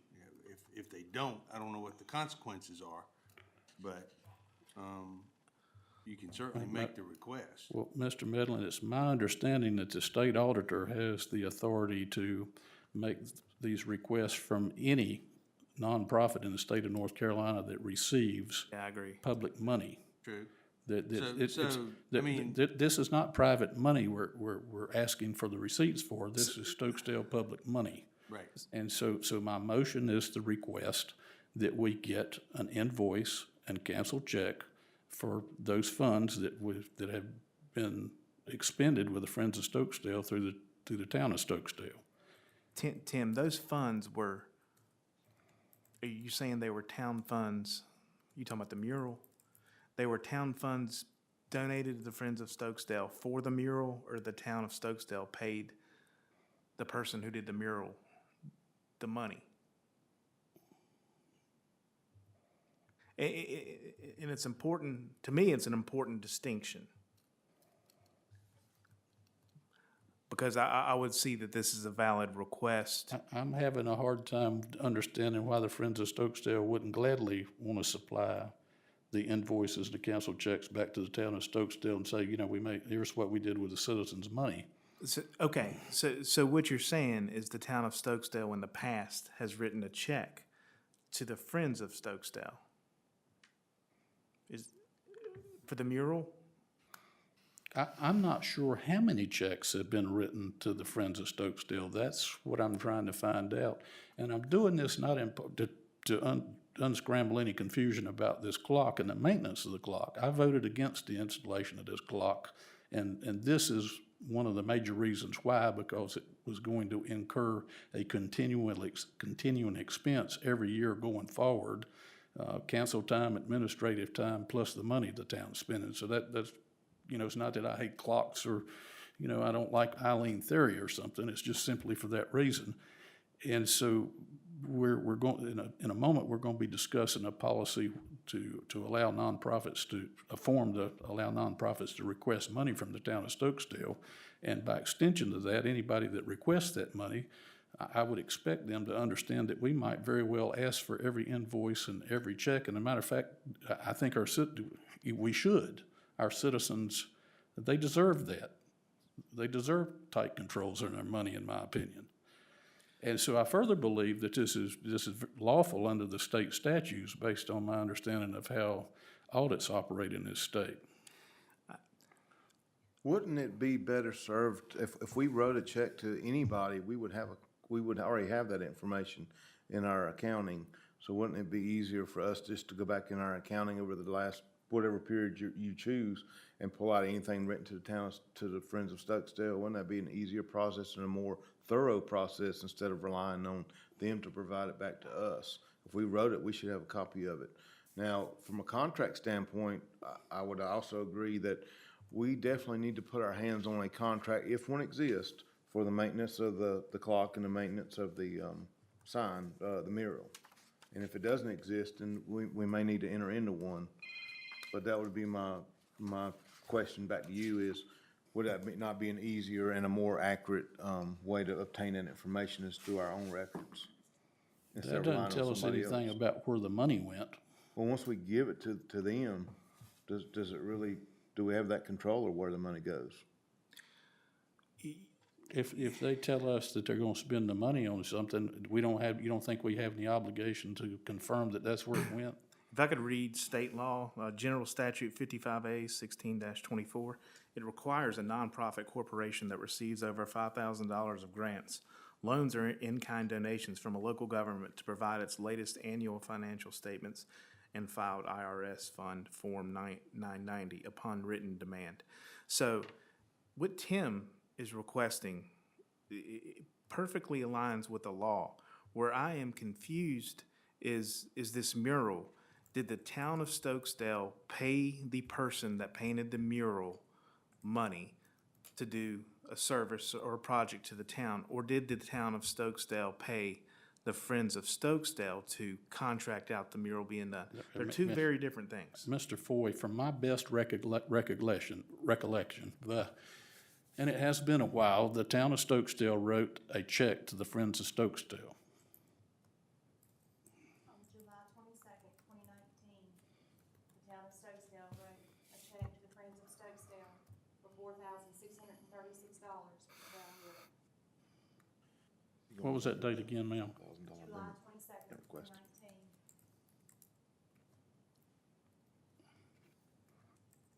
Can you tell us if the Friends of Stokesdale have received any other checks from the town of Stokesdale easily? I can tell you, remember, my system only goes back to that, but I can look tomorrow. There was a check for $100 written on January the 14th 2020. of 2020. Hold on, it's coming. And that was for the participation in the parade, for No. $100. And that is all that I can see. But again, I will be in town hall tomorrow and I will see what else I can find.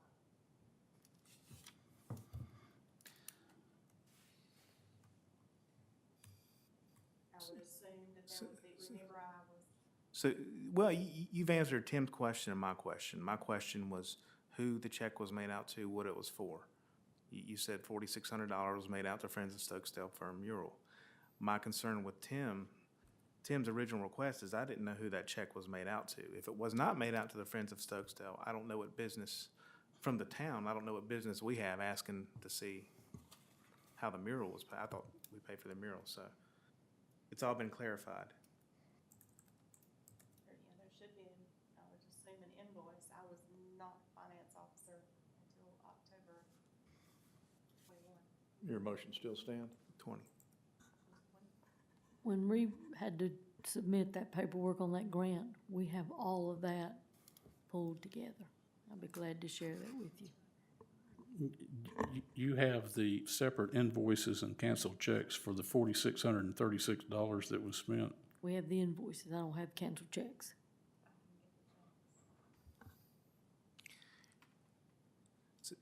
To clarify, you're saying you have an invoice for the mural? I believe we do. And Ms. Martin was also saying that was part of the, that grant, of the $33,333. She's stating that that was Yeah. with. One of my issues with that is the town of Stokesdale filled out the application and promised that we were going to build sidewalks with it.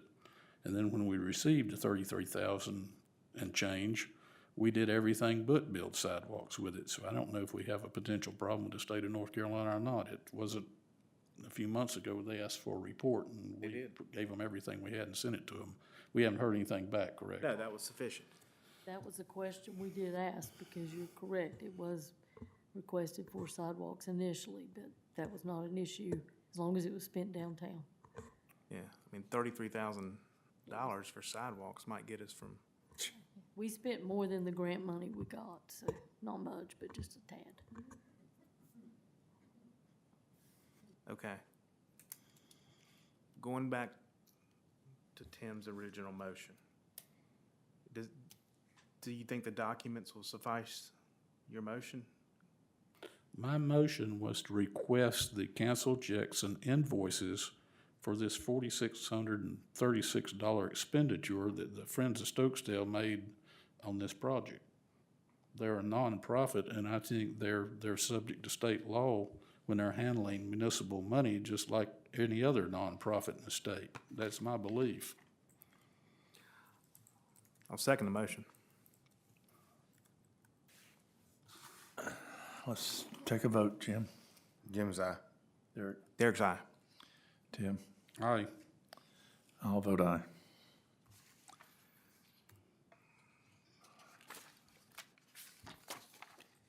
We're to the discussion on, and vote on a proposal by Charles R. Underwood Incorporated for maintenance on the town's altitude valve. Tim, I think this is yours. Well, yes, Mr. Mayor.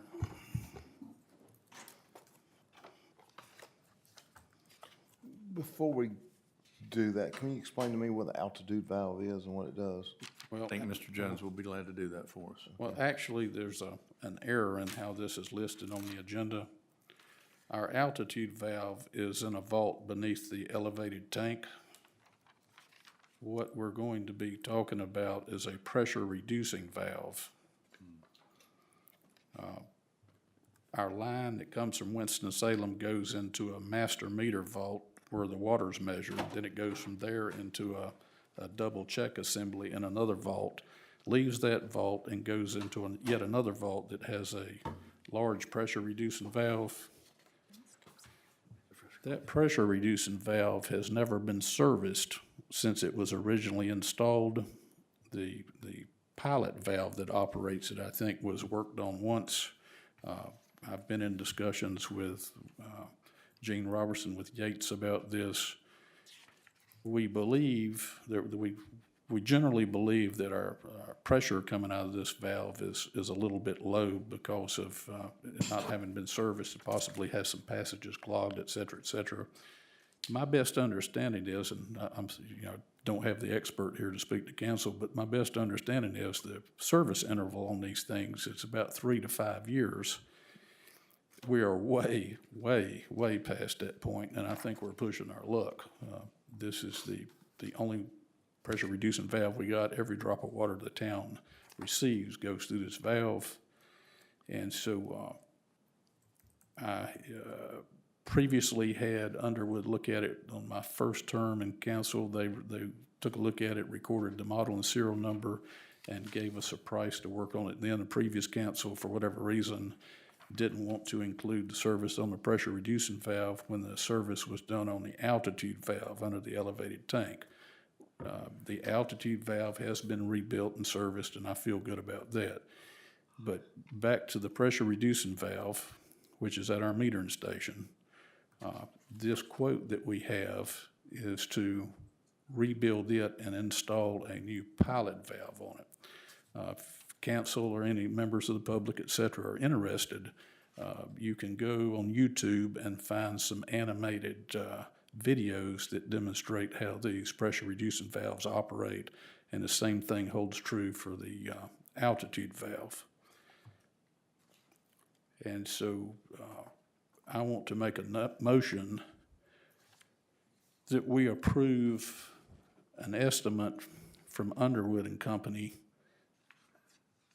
dated 3/7/22 for $4,803.75. That includes rebuilding our pressure reducing valve and installing a new pilot valve and all the associated work. This requires a crew of 3 men, and these are specialists that work for Underwood and Company out of Sanford. This is also the same company that did the work on the town's altitude valve beneath our elevated tank. So that is my motion. I'll second the motion.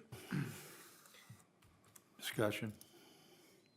It does look like the Kim, I'm referencing the budget for line item 13008, general repair and maintenance, for water lines. In my opinion, we have $35,000 available to spend, and there shouldn't be a budgetary issue. Even if there is, we need to do a budget amendment to fix it, because this is important. I will add that this will require Gene with Yates Construction to interface with these guys and assist them, liaison between them and the town, et cetera. So I think Priscilla can write a work order to cover that time that Yates would need to spend on this. And also, we will need to get Gary Machusis involved. He'll need to be aware of this and coordinate anything that he needs to address from his end. Okay? We have a motion and we have a second. Jim? Jim is aye. Derek? Aye. Tim? Aye. And I also am aye. Our next item, discussion of town policy relating to nonprofit requesting funding from town. This was the thing we. Mr. Mayor, we're getting ready to discuss 3 policies. With that, may I request a coffee break for all of council? Sure. Because we're going to need it. We'll take a recess. It's going to be grueling. Policies aren't the most exciting. So a 5-minute recess, please. You got it. How you doing, Bobby?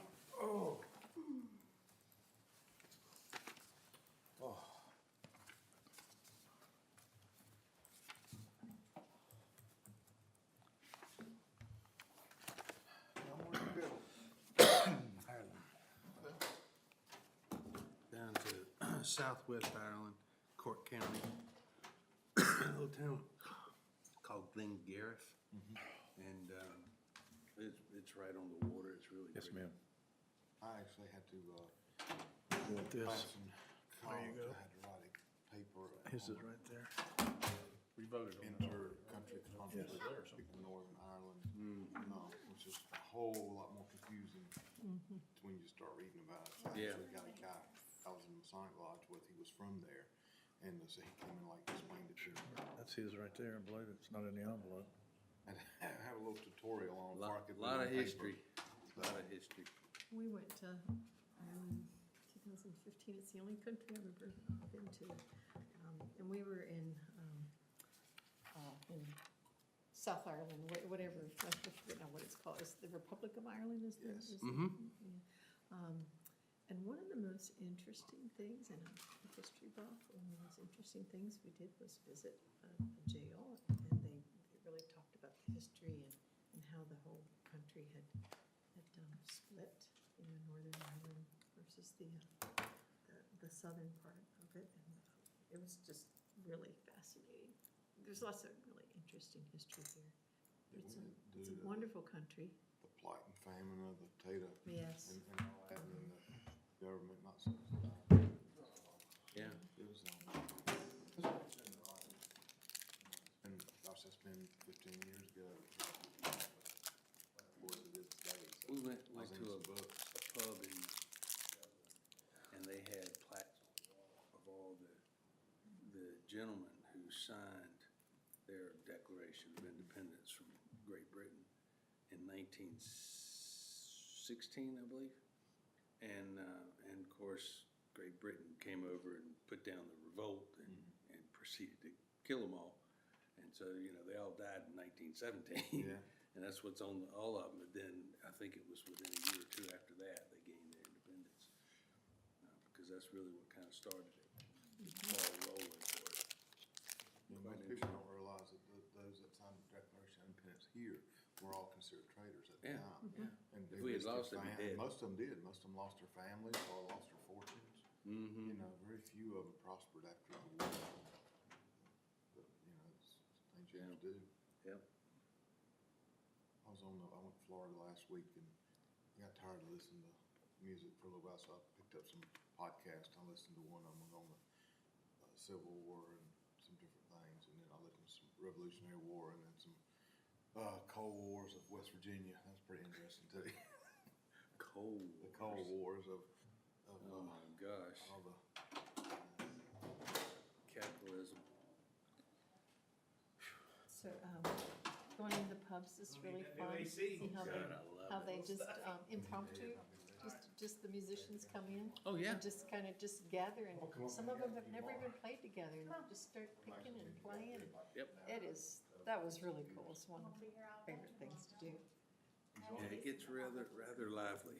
It does, it does. And most of the time, the pub owners are musicians, so that's their love. Yeah.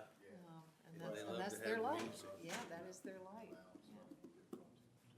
I'm on vacation next week, so I'm trying to get caught up.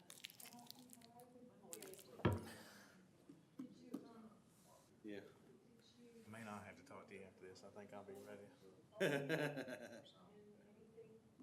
If I'm around, you call me tomorrow. You want to? Yeah.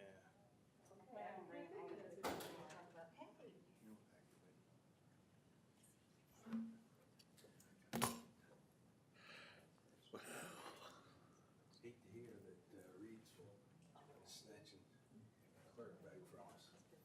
It's not the worst thing that ever happened.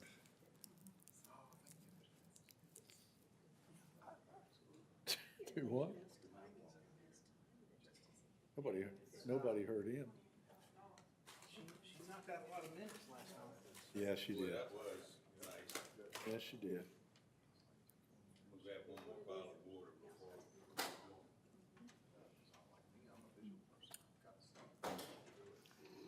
You act like it's a gourmet somewhere.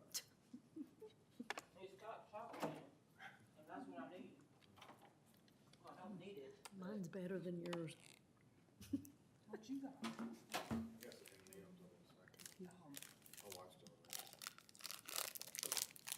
Let's see, mine's a real chocolate.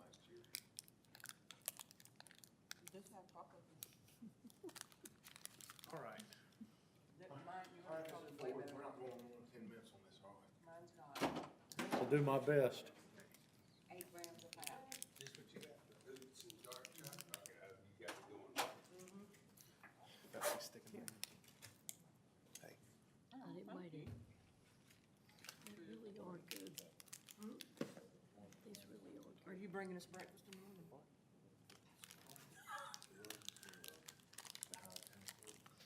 Did you see that look I just got?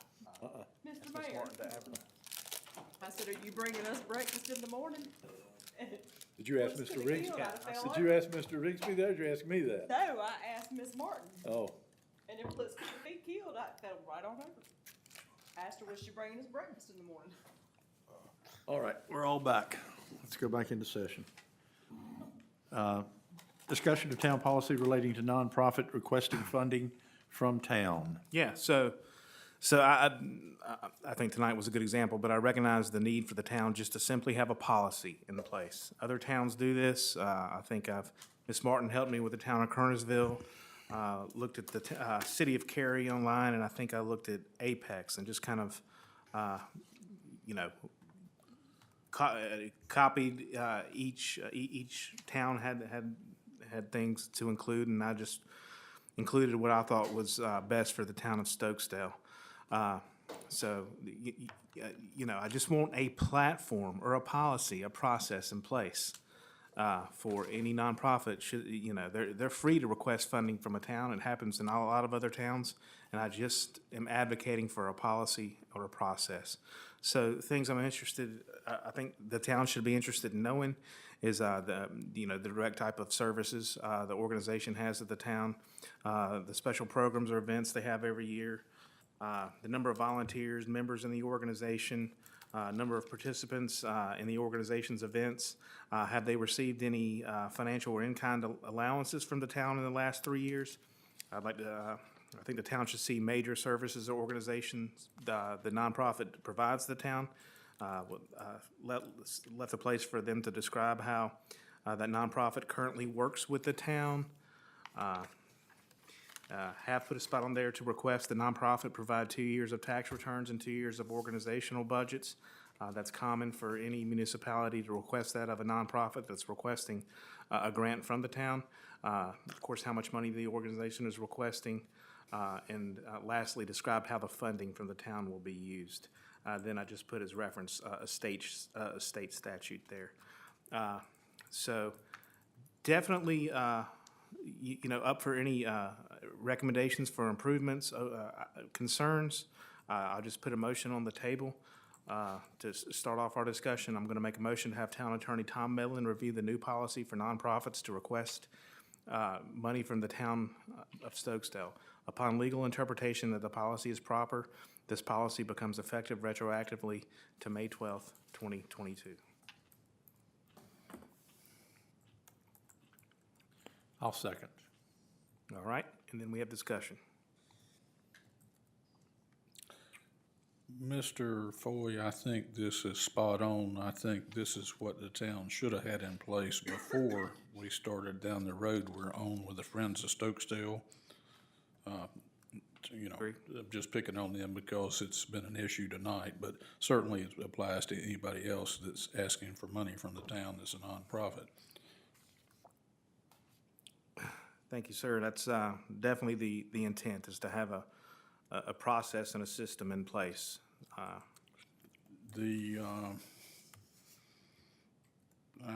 What I'm looking at here, Mr. Foy, is the request for the 501 status, audited financial statement, IRS forms, current year budget, any other requested materials. Mr. Foy, would you be open to some sort of a friendly amendment I'd like to make that we request that this application state that the nonprofit understands the town of Stokesdale will expect invoices and canceled checks from any expenditures they make with public money received from the town of Stokesdale, or something to that effect? Yeah, I would welcome that friendly amendment. That's something that I believe the town should expect. I'll accept that.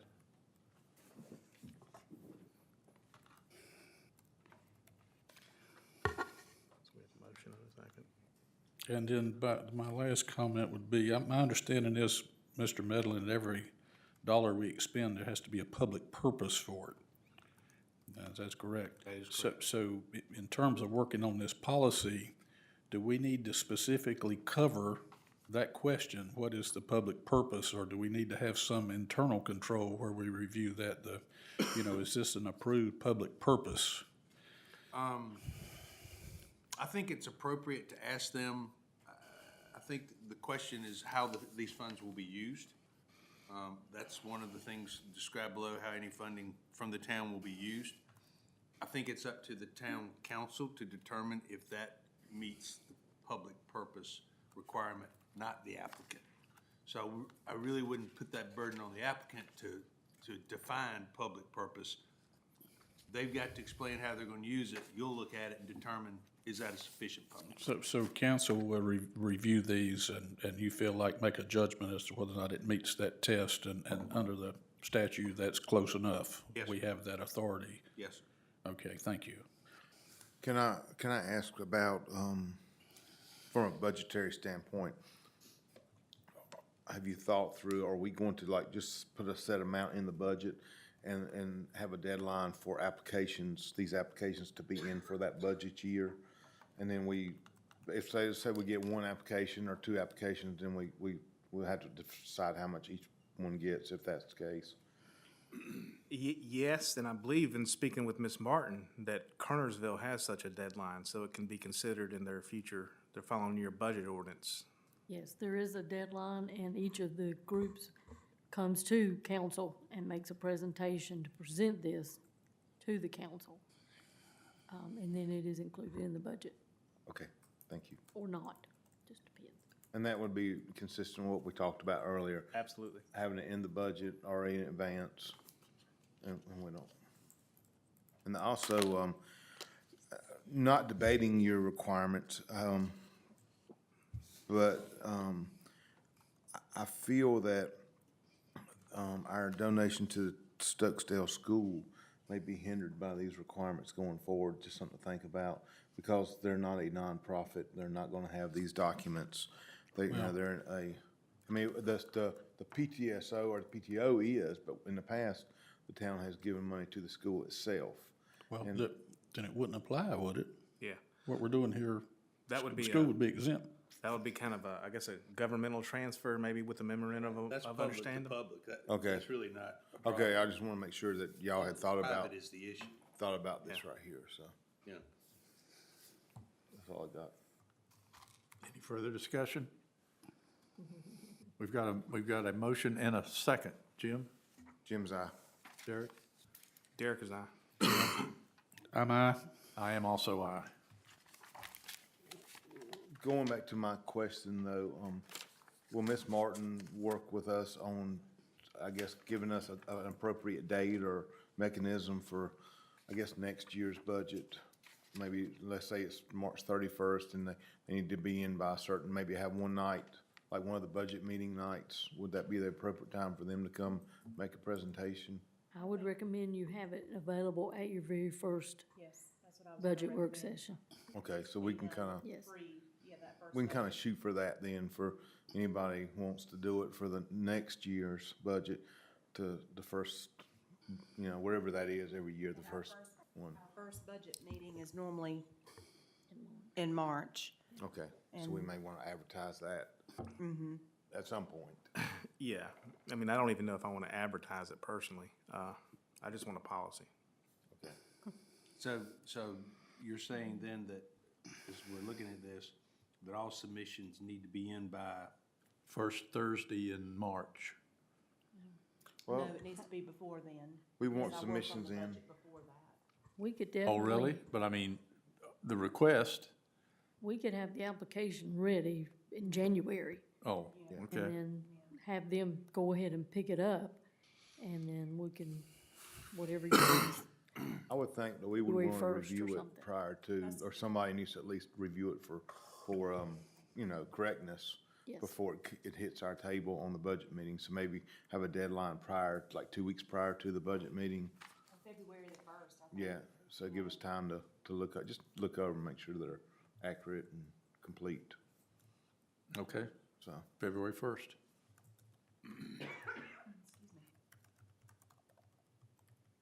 Town policy on closing water accounts.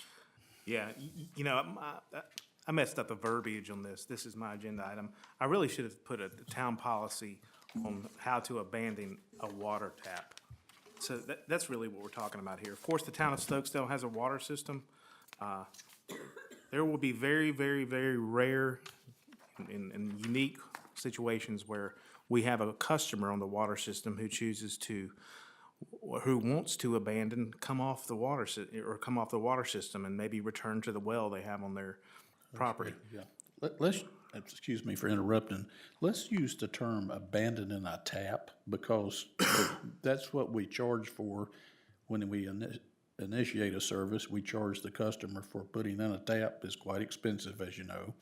And- Sure. And the inverse of that, of course, is abandoning a tap, which is, Okay. has some issues for the town's water system. Yeah. Okay. Yeah, that's perfect. In fact, I wrote that down. So if I said something wrong, it's just it was a Freudian slip, I guess. But process of abandoning a tap is, The water tap. yes, sir. So there will be rare instances where a customer that's currently on the water system would choose to want to abandon their tap and return to well water. Right now, we just don't have a policy in place to let that happen. So I've kind of written one out here. I'm not going to go over it in detail. I will acknowledge that this is not as black and white as I've written it out here, and Tim's really brought a lot of that to my attention in my discussion with him, and he's got a lot of valuable feedback. It's not as simple as you know, as I thought in my simple mind of removing a water meter. And Tim, if you can help me, I'm going to request your help here, Tim, to help, you know, discuss this and get to a place where we think is good. Very well, Mr. Foy. This comes up from time to time with the town of Stokesdale, an instance where I can think of where this is, would come up if somebody tears down a house. Let's say they bought a lot with two old houses and they had, both had their own water connection, and they tore down both of them to build a larger house, then obviously they wouldn't need, they want to combine the lots and build a larger house, they would have one extra water system tap, and they would want to abandon that tap, they don't need it. And so in those types of situations, we need to have some sort of policy to accommodate them. What we need to avoid is a scenario where we just happen to have somebody that, wants to go to Florida for the winter and they want to abandon their tap. They've done the math and they want to abandon their tap because it's cheaper than continuing to pay the water service bill. That is not in the best interest of the town or the town's water system. So we need to be careful what we do here. By extension of that, when I've had conversations with Gene Robertson with Yates regarding this, they feel like the cost to remove the tap is just about the same as the cost to install one. So it's kind of cost prohibitive to go that far, but that would entail them going out and removing the meter, removing the meter vault box, the meter setter or the meter yoke, the service line going down to the corporate stop and turning off the corporate stop, which gets us into issues every time Yates has to go out and start digging on the public right-of-way where all the gas lines and phone lines and cable vision lines are located. The hazard to damaging those is, a very real thing, and it's not something to consider lightly. And plus the possibility of damage to one of our water mains the more we dig around in close proximity to them. So digging down and removing the whole works is not really something that has figured into our conversations. So the halfway in between what's been discussed is taking out the water meters and filling the meter vault part of the way with sand, covering the delicate parts with plastic, filling it with sand and pouring concrete on top of the box. And this would, in an essence, mothball the thing, and whatever charge the town requires, if it was ever used again by that property owner or a new property owner, would apply. One of the issues that comes up with this sort of thing is no matter what we do, if we have a tap that's connected to the town's water main, we have a situation where we have to monitor that to keep someone from connecting to that water system, that water tap and using water without paying for it.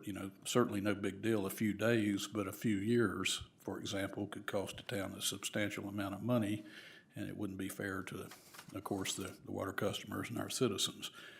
And so trying to find a middle ground with all this is what previous councils have struggled with, is what actions to take, how far to go back to the corporate stop, where do we stop at? And then what do we charge the customer requesting this action? And then what do we charge the property owner if they ever want to use it again, whether it's the same property owner or a property owner two cycles forward? All those things have been discussed, and we've never been able to successfully put numbers attached to those actions. Does that cover it, Mr. Foy? It does, and really, this lays out the process. But that point in which the tap is abandoned, the action the town takes, whether it be, as you were saying, pouring sand and concrete in it, whether we do that's not inclusive of this in this policy. And my understanding is the reason for doing that is. If you don't do something like that, the potential for, I'm not saying anybody would do this, but the potential to steal water is there. They'd have to be a whole lot more mechanically inclined than me, but it could be done pretty easily if it's not backfilled. In most of these, how far back does the next connection point go from the tap? From the meter yoke down Yeah. to the water main. Yeah. The water main's going to be supposed to have 42 inches of earth over the top of it. It's going to be located in the right-of-way between the edge of the pavement and the side ditch most of the time. I think I feel safe in saying that. Okay, so from the residence to the main is the.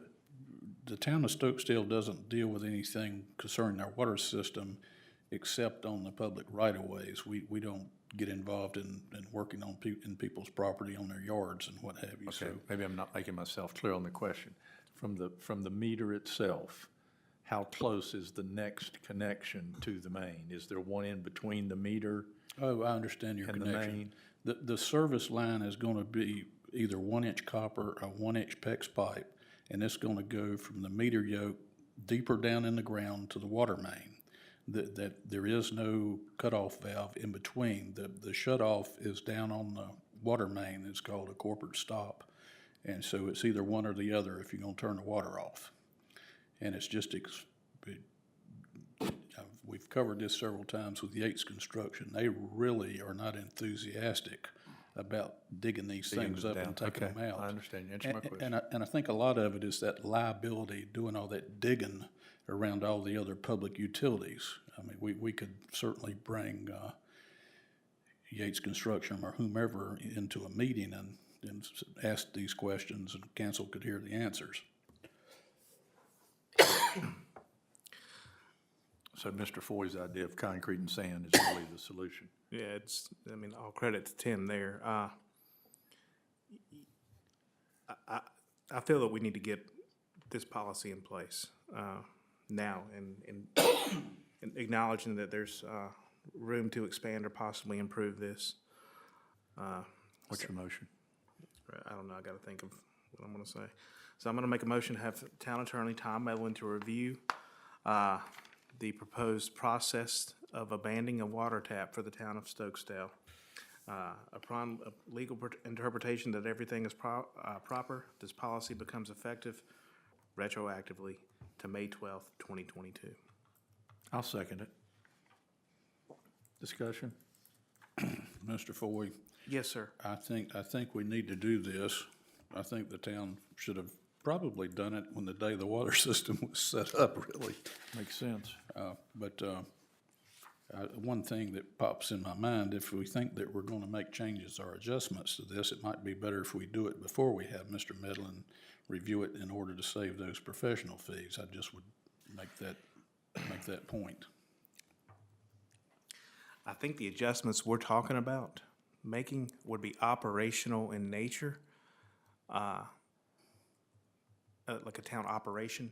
And I'm not sure if a legal interpretation would be needed there. This is more towards the, a policy, is the fees, are the fees listed here, reasonable, and all that good stuff. I certainly hear what you're saying. Do you have an alternate proposal? No, I'd just like those points we discussed to be addressed one way or the other, either in this document or future policy. It doesn't matter to me how it happens, just I think it's important we keep those in mind. I think as part of your motion, I would appreciate it if you would state the applicable fees, so they'll be in the minutes. Yes, sir, I'll be happy to.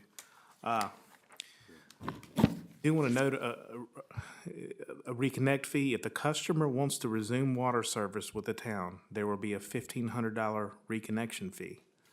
The purpose for that number being so high is what Tim was saying. If somebody chooses to go on a winter sabbatical to Florida, this will deter them from taking 4 months, from disconnecting or abandoning their water service for 4 months and then coming back to connect it. However, if the property ownership exchanges hands, the new property owner must pay a $400 connection fee to have the water resumed, which I believe is reasonable. Mr. Ford, there's another thought I had. I'm not saying that everybody would do this, mind you. But there are certain people that perhaps would take this action and then turn around and sell their property, and then a new owner would find out that his water had been disconnected to save the previous owner a few months of water bills, and understandably so may show up down here quite irate that they're gonna be charged this for water service. So that's something we probably should have taken into account in our processes here. I'm just saying. I think you bring up a really good point. And And I would like to strike that $400 reconnection fee if the property owner exchanges hands, because that really doesn't need to be there.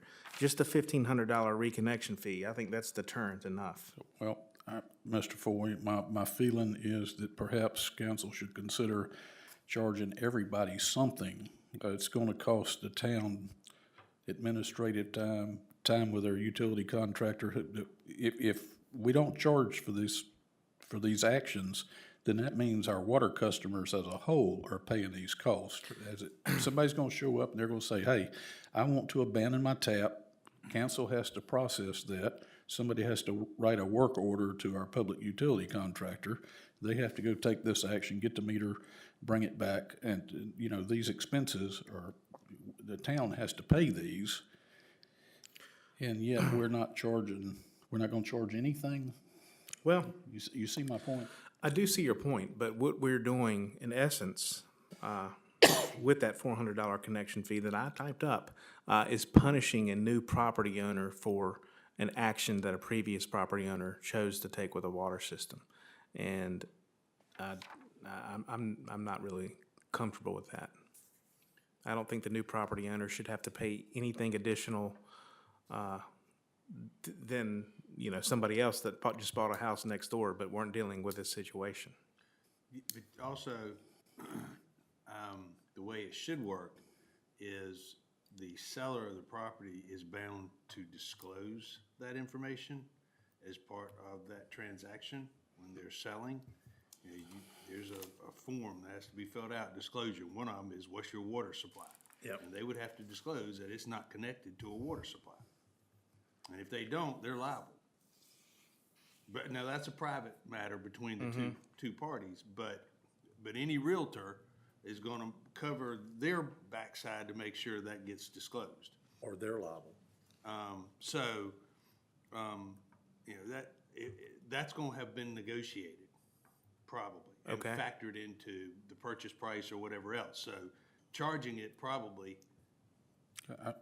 Mr. Foy, I feel like we're subsidizing those that want to abandon a tap.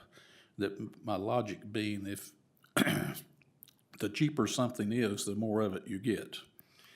And so I would just ask council to consider possibly we need to have somebody come down there and write a check to begin this abandonment process. Now, that's the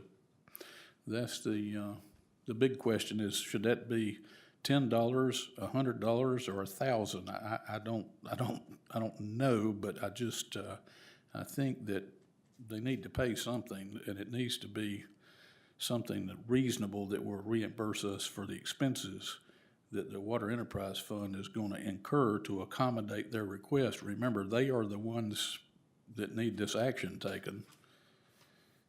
And so I think that we need to be careful what we do here, or we could be deluged with these things and get into a scenario where we're spending a lot of council time, staff time, attorney time. I just would urge caution. I mean, I think it needs to be done.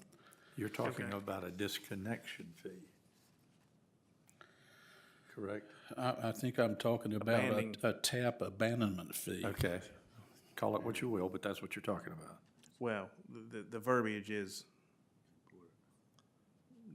important here. Okay. Yeah, well, I want enough money to cover, you know, staff time. I want enough money to pay the public utility contractor to go out and take care of this. And perhaps I even want a little bit of money to pay our water system operator or our public utility contractor to monitor that tap that's basically been mothballed. Somebody needs to go check it every once in a while to make sure that it's not being illegally utilized. Again, I'm not worried about somebody stealing 50 gallons of water, but if somebody were to manage to connect to one of these things and use it over a period of many years, that could be a significant loss of revenue to the town's water system, because we pay for every drop that comes through our master meter. What's a fair amount? $500?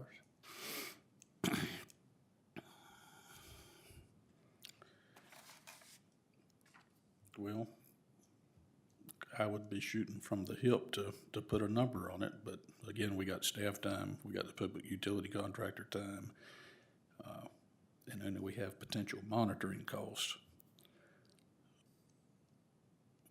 So if you make it cheap or free, then we're gonna get a lot more of it than if you made it, $900.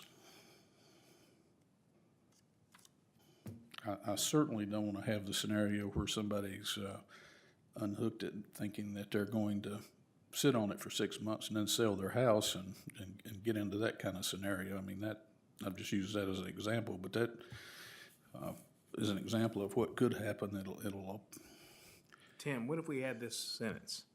To abandon a water tap, property owner should pay a $250 abandonment fee.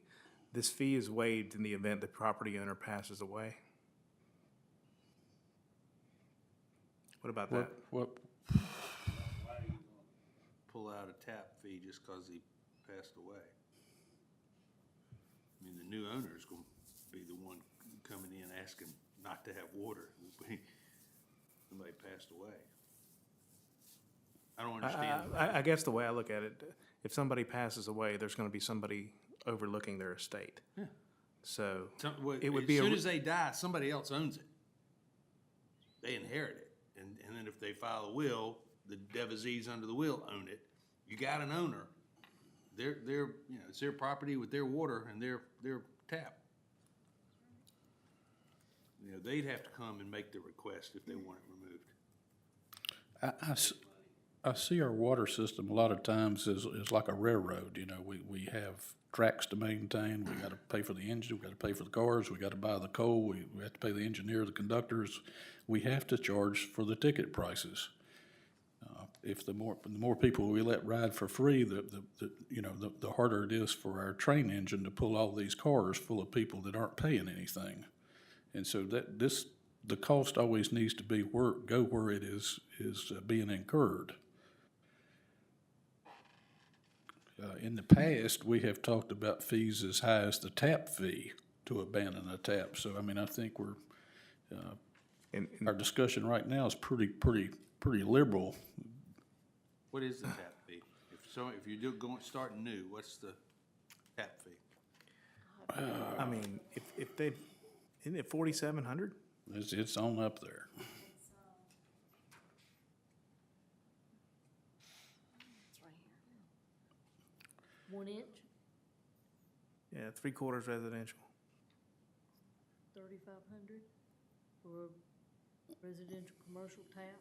So that include the capacity use fee and all those things? Are we charging those on every tap? Actually, 47 Well, total. Because the other thing I was sitting there wondering is if you take the tap out, that's the abandonment, you're removing it. I don't know that you're gonna mothball it. If it's a perfectly good tap, you might resell it and put it in use. So now if somebody comes along, you might have to go buy a new tap. Right.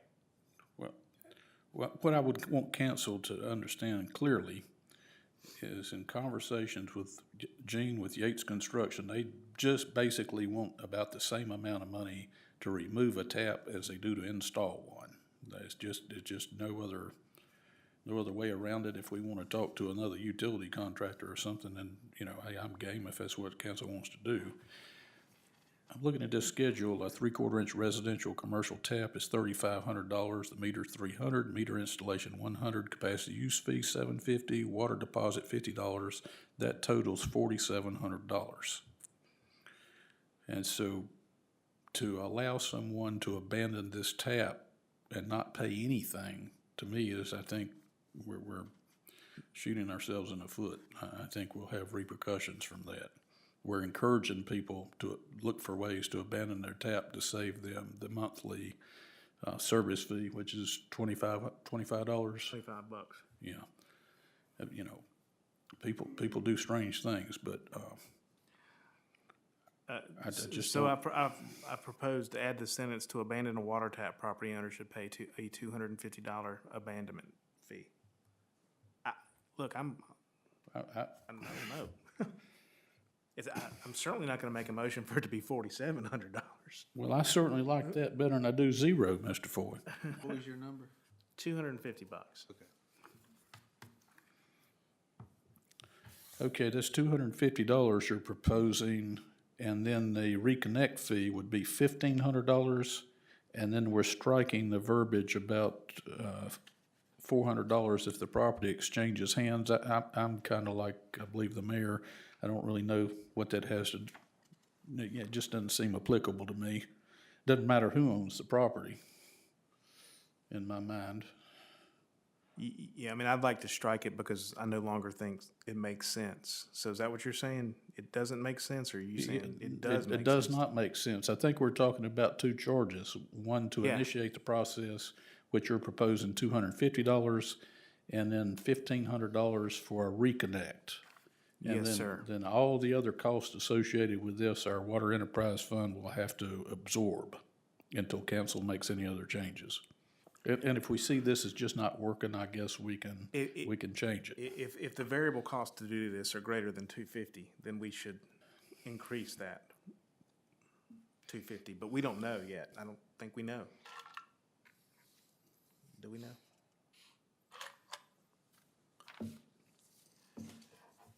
I think 250 is on the low side, but I appreciate the 250 versus zero. Keep in mind, there's really no science that I arrived at 250 at. So if you have an alternate number and can support that, Well, I think, then we'll change it. Mr. Foy, I'm thinking of it in terms of steps. First step would be someone shows up at the desk, initiates an application to abandon a tap with the town staff. So I'm just thinking about that being a $50 transaction. Ms. Thacker will have to process the receivables and, handle the money. And then the next step will be that currently Yates Construction would be contacted and be sent a work order to go out and remove the meter, bring it to the town of Stokesdale. No idea whether we'd be able to recycle that meter or not. And then we would have to take a step, well, let me back up. That would be the second step. So, that's another, I'd say $75. Then the big unknown is the step we would take to what I will call mothball that meter yoke, to do something to put it in stasis, so to speak. Whether that's pouring concrete in it or whatever that may be, whatever council decides to do, that step could require a truck and a two-man crew and, travel time, that could be hour and a half, 2 hours, the way I see it. So, Is there a cheaper way, a less permanent way to disconnect the meter or like put a lock on the meter or something instead of having to spend the $2,000 or $3,000 to pull it out of the ground? well, without giving away too much information, I think we can trust Bobby Dalton in the back of the room here, but there's 2 ears on the cutoffs on our meter yokes that you can turn that off and you can lock it with a lock. What happens if the town puts locks on them? Folks, if they're gonna steal water, they tend to come along and cut the lock, and when they do, they damage those ears and the rest of it, so they tend to set up a scenario where we have to replace the whole thing, so we tend to sort of avoid putting the padlocks on for that reason, because it just bites us in the butt, so to speak. I understand, but if we padlocked them, and let's say 9 out of 10 of them left the locks alone, we've made money by not having to spend the extra $2,000 or $3,000 on each one. We at the very least put a pin through that hole and put that tag in it with threatening language in it. Yeah. It's kind of like the mattress tag. What we don't do is use the type of pin locks that other municipalities use. I tried that years ago and I lost that motion. But there's a particular type of pin lock that Greensboro and High Point and Winston-Salem all use. It's just what they use to lock the things off. But definitely it'll be locked off somehow. We got to decide how we want to do that. But Why wouldn't we use the pin? whether it's locked or not, it's easy for anyone with handyman skills and typical tools that someone would have in their garage to overcome that and turn the water back on. And they can buy the necessary parts at their local hardware store. But then wouldn't we be seeing usage through the meter reading? No, nobody would read the We've meter. taken the meter out.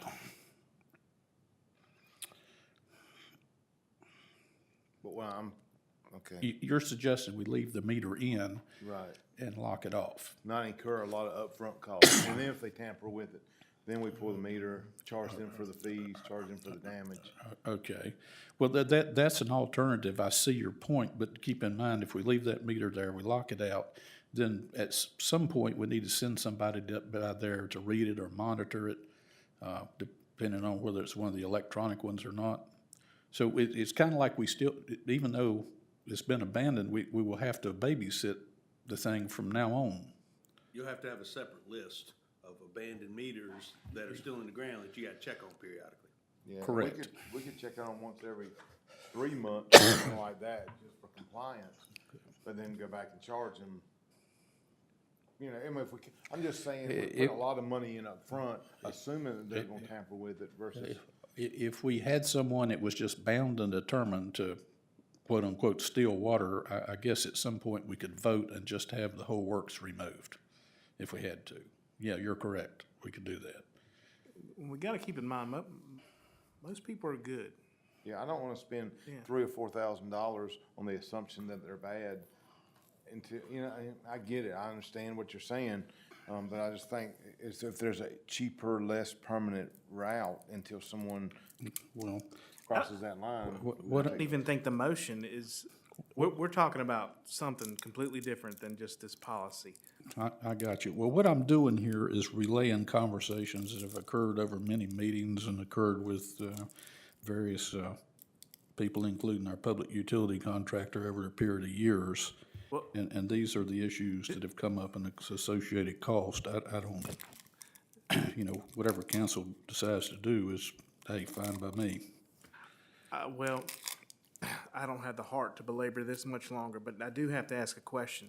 If there's been so many discussions in the past with all these different people, why don't we have something in place now? Were we not able to arrive at any kind of anything? I think it's you know, kind of a cumulative sort of thing. We have more and more people in town, so thus we have more and more people that want to talk about abandoning a tap. And it's just reaching a point where we need to do something. I Well- think previous councils have just been unwilling to lose that water customer, lose the $25 a month and have to go through all these steps and the monitoring and what have you. Well, And so, you know, the thing about this is it's a policy. It can be changed at the next meeting. It doesn't bind any future councils or anything. It's just something to have in place. And it sounds like operationally, we need you to know, tweak that in. well, I feel like we've covered all the salient points that I'm aware of. Okay, so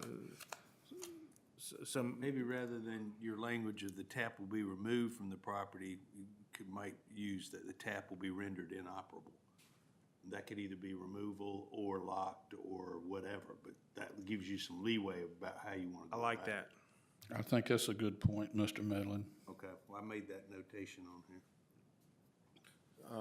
While they're doing that, the last sentence, could someone clarify the very last sentence for me?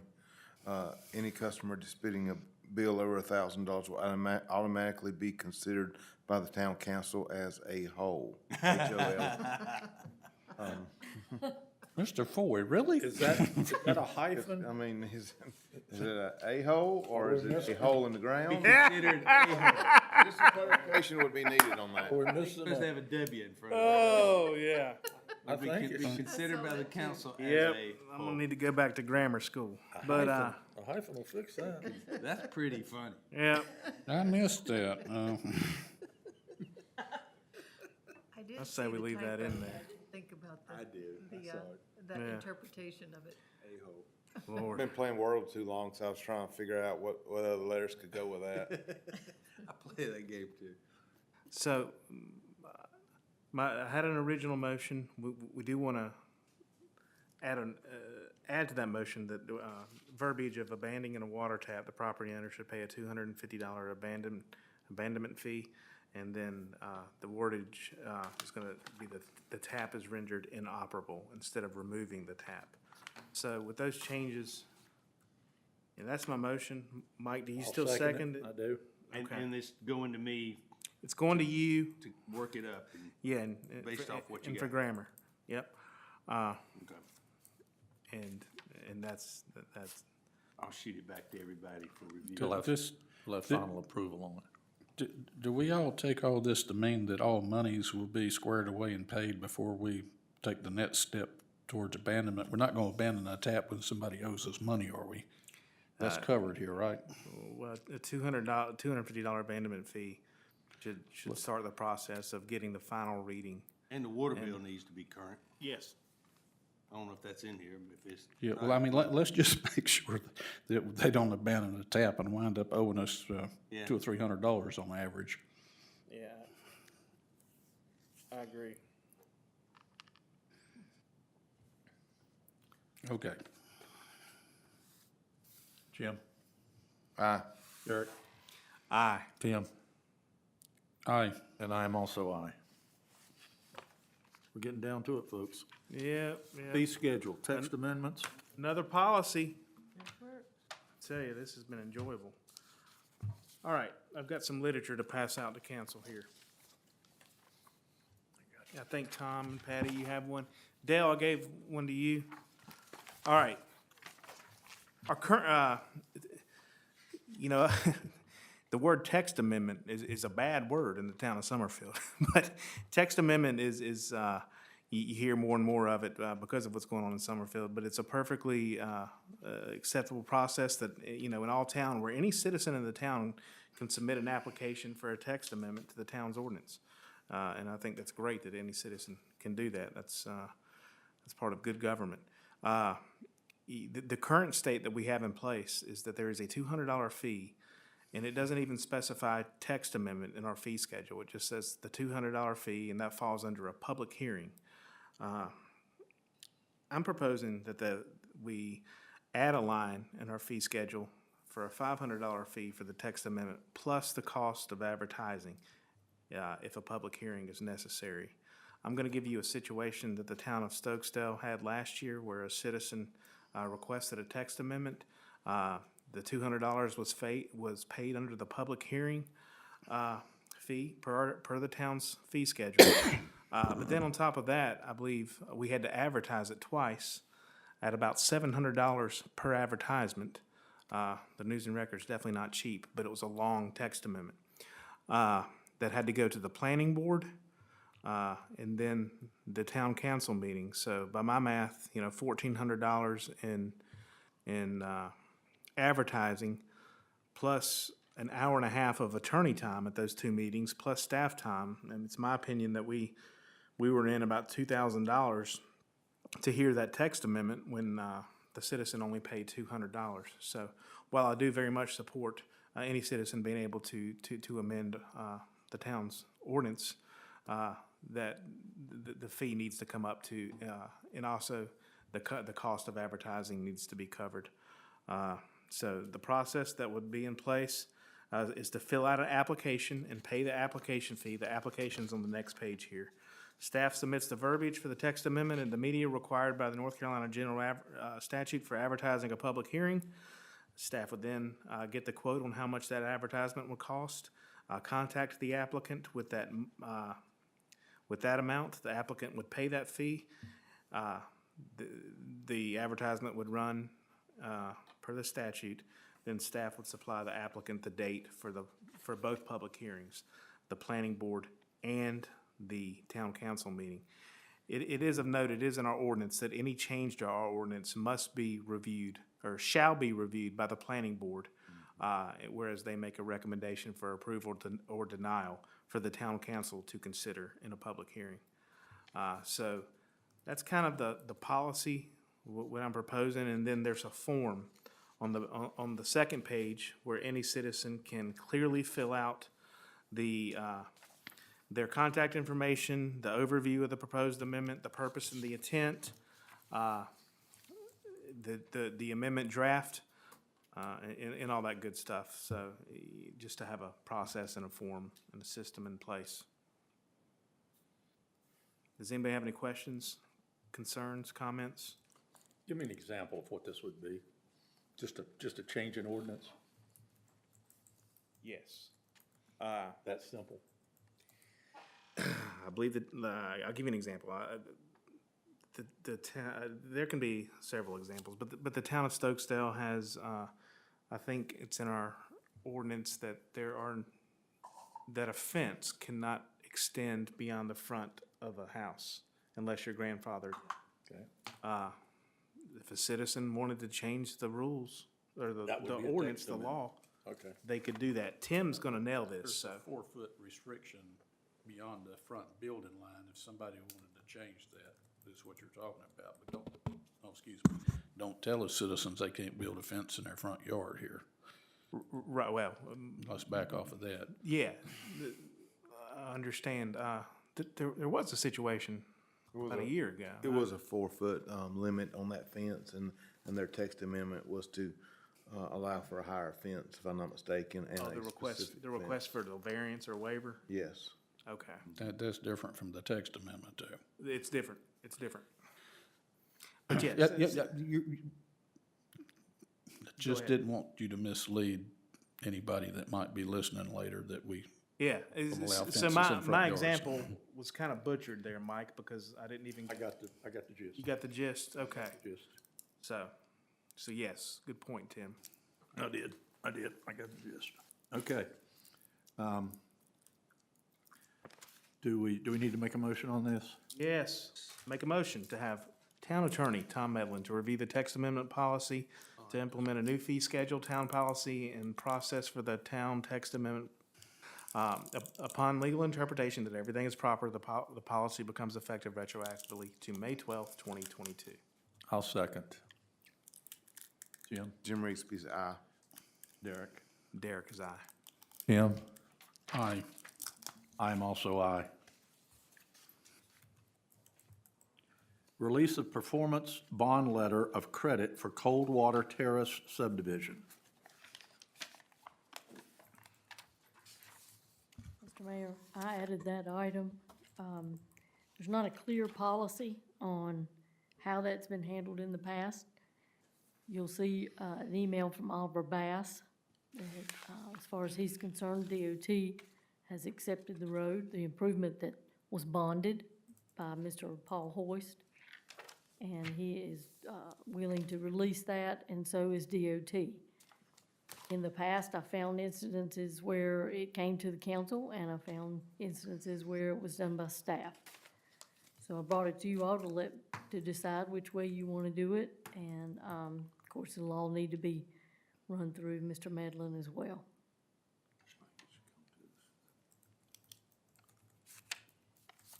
Discussion?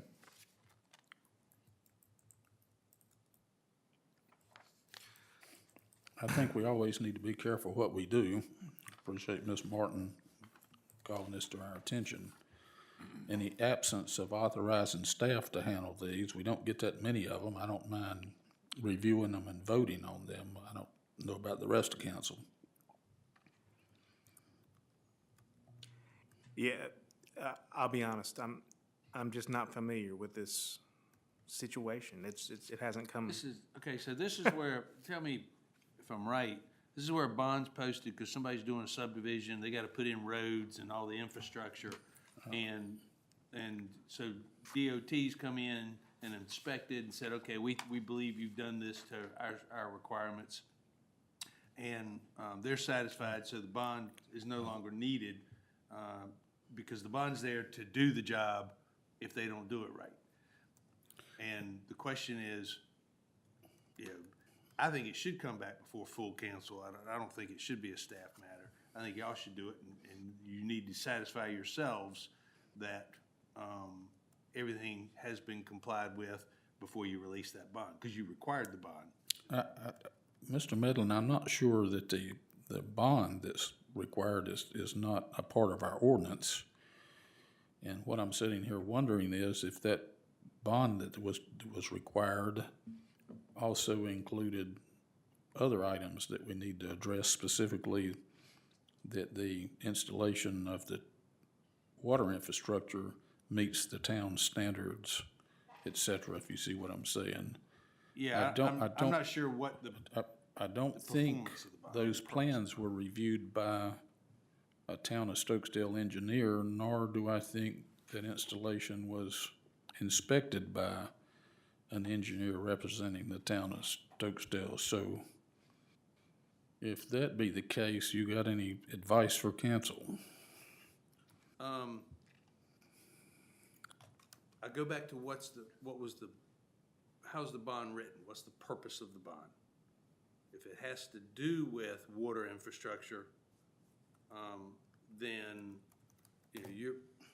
there should be an engineer or somebody who signs off on that when it's installed. I don't know what the procedures are here on a subdivision. And if the county inspector, I would assume, would have to sign off on that. But I don't know. But if that bond is for roads, then usually it's, the DOT signs off on it. And since it's gonna be in their system anyway, potentially, if you get the number of houses out there, it's not, put it this way, it's never gonna be the town's maintenance obligation. It's gonna either be private for the property owners, or it's gonna be DOT. So, But if this bond in part was also to cover the installation of the water mains in this subdivision, I don't think so. okay, that's what I needed to hear from somebody. Ms. Martin has said, I don't think so.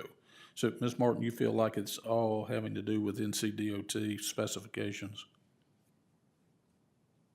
It was posted for, I don't know what this means, mobilization, paving, top course.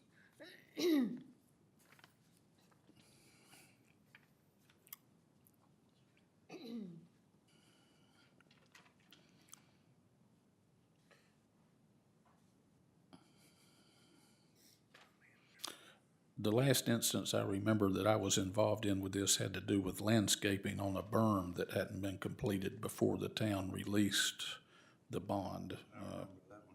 Yeah, so that's an instance where we were concerning that the bond concerned the town's business, but it wasn't directly related to NCDOT.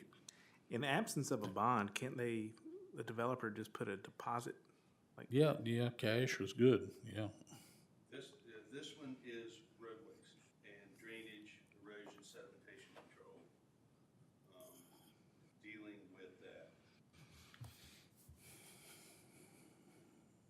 So all NCDOT specifications and issues, not landscape and not water infrastructure.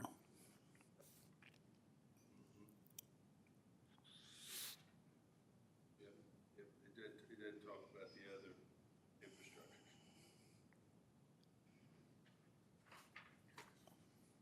Hey, between you and Miss Martin, I trust you to make that call.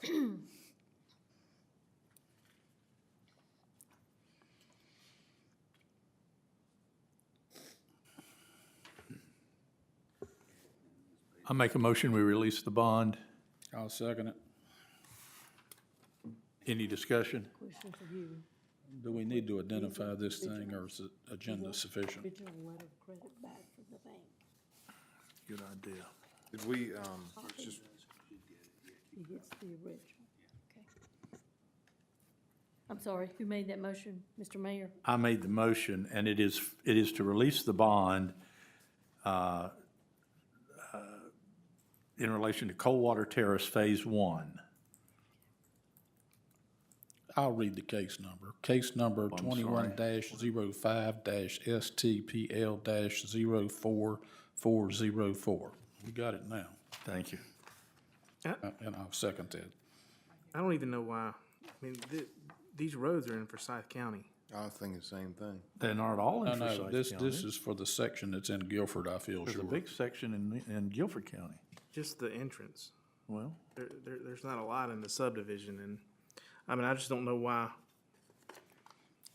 Yeah, well, certainly it's got to be for the section that's in Guilford County on our side. yeah, because we could not release Forsyth. The entrance, I think it's just the entrance. Did somebody second that? Who seconded the motion? I did. Jim? I have a dumb Yes, sir. question. I mean, would we have a way to go back and see that we, I guess, required a bond? Or would that have been a Forsyth County matter and they're just, I mean, at some point, we had to have said, yes, you gotta have a bond, and we had to have something in the planning or the records or something I think it's, about this bond. Well, Dale's got the proof that we have the bond. I mean, Yeah, Oliver looks at that sort of thing. Well, Oliver's. Okay. Your administrator, Oliver Bass, is the one who oversaw. It's Mr. required in the development order. Okay, so, The development ordinance requires the bond, and Mr. Bass supervises that process and okay, tells them how much and all. all right. Well, Jim? I'm aye. Derek? I'm aye. Tim? Aye. And I also am aye. I have a question, clarification, or a separate motion. Do you want to hear all of these going forward for release? For the time being. Yes. For the time being. Okay, Mr. Jones has added a couple of items to the agenda. Let's get through those. Discussion of the MPO rep. We have a new one. The gentleman who had been serving in this position had been doing it for 20 years. He was I believe he was a Summerfield council member and is no longer. He's moved away. The replacement for him is also a Summerfield council member. My conversation with Mr. Jones was, how did this guy get appointed? I'm sorry, what rep is he again? He's the MPO rep, what is that, municipal? Help me out. Metropolitan Planning Organization for Metropolitan. Greensboro and the. Basically, extent what that they do, as I understand it, is they deal with the DOT. And they'll meet with DOT. This individual is if you will, our being the small municipalities in this area. He's our representative to the DOT when they're planning to put through a thoroughfare or a interchange or that kind of thing. And that's about all I know about it. Ms. Martin, I have a question. Has the town of Stokesdale received any recent communications the last, let's say, 3 or 4 months concerning the Metropolitan Planning Organization or the representative for Stokesdale, anything that come in to us?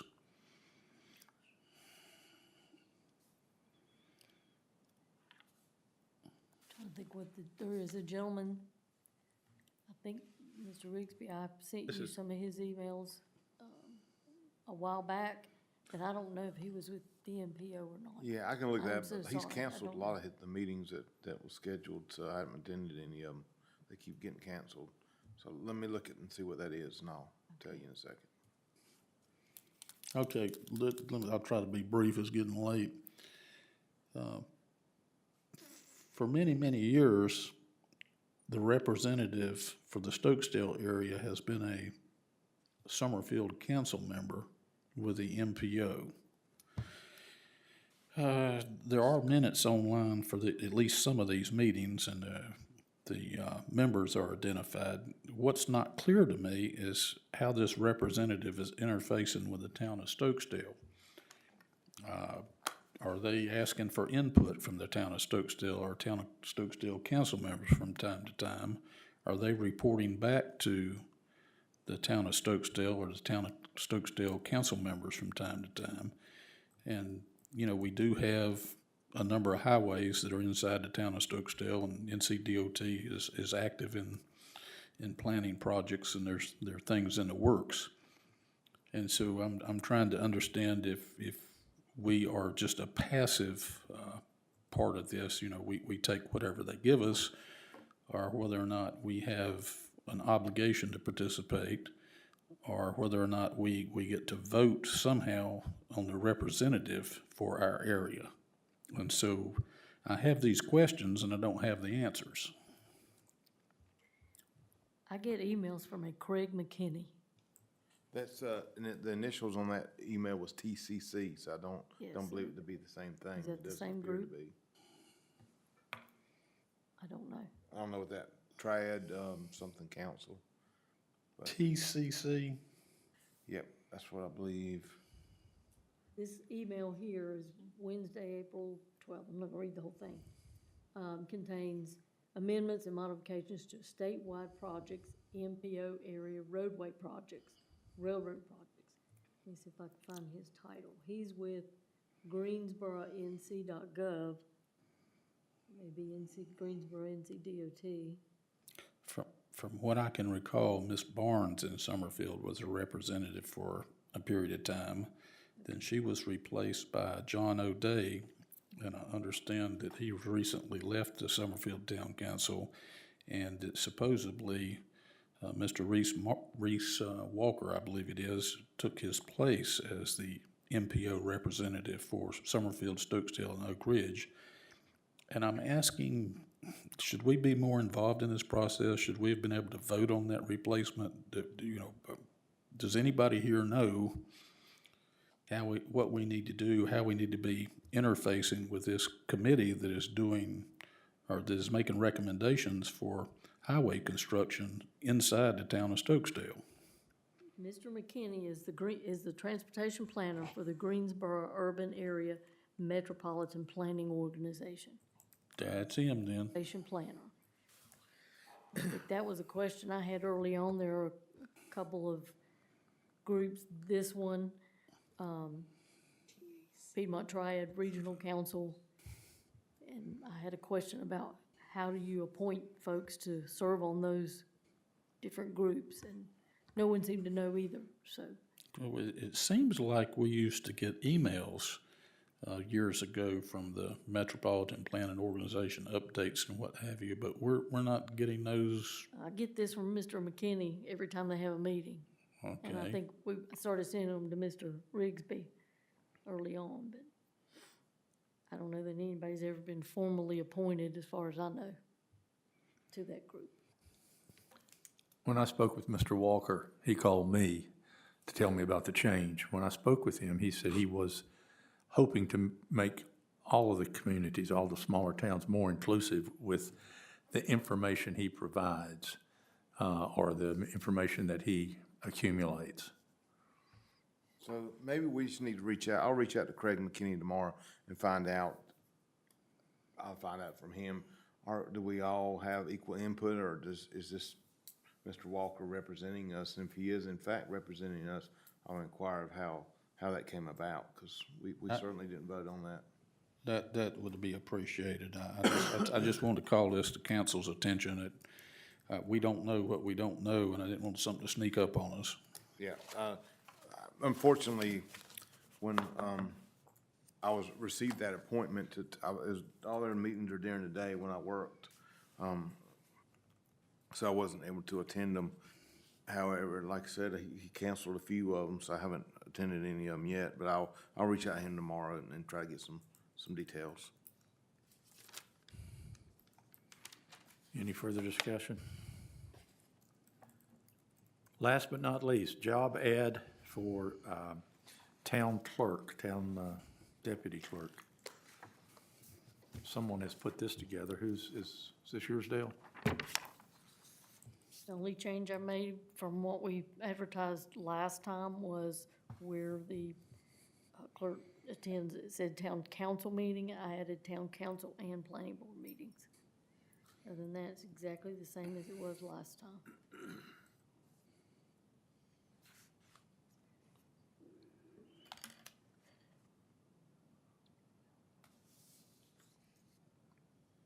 Is this an item we need to vote on to advertise, or is this more of just an informational? Well, I asked for it to be placed on the agenda, knowing that Ms. Yount will be leaving us and her position will be open. And thus, I didn't want us to have a special meeting in order to vote to advertise for the opening, was what I was trying to avoid. So I think we need to address it at this meeting, unless there's some compelling reason not to. No, I don't have a problem addressing it. I'm just asking, do we need to vote to advertise it, or is that just more of an administrative matter? My opinion is we need to vote to advertise it. We need to decide Second.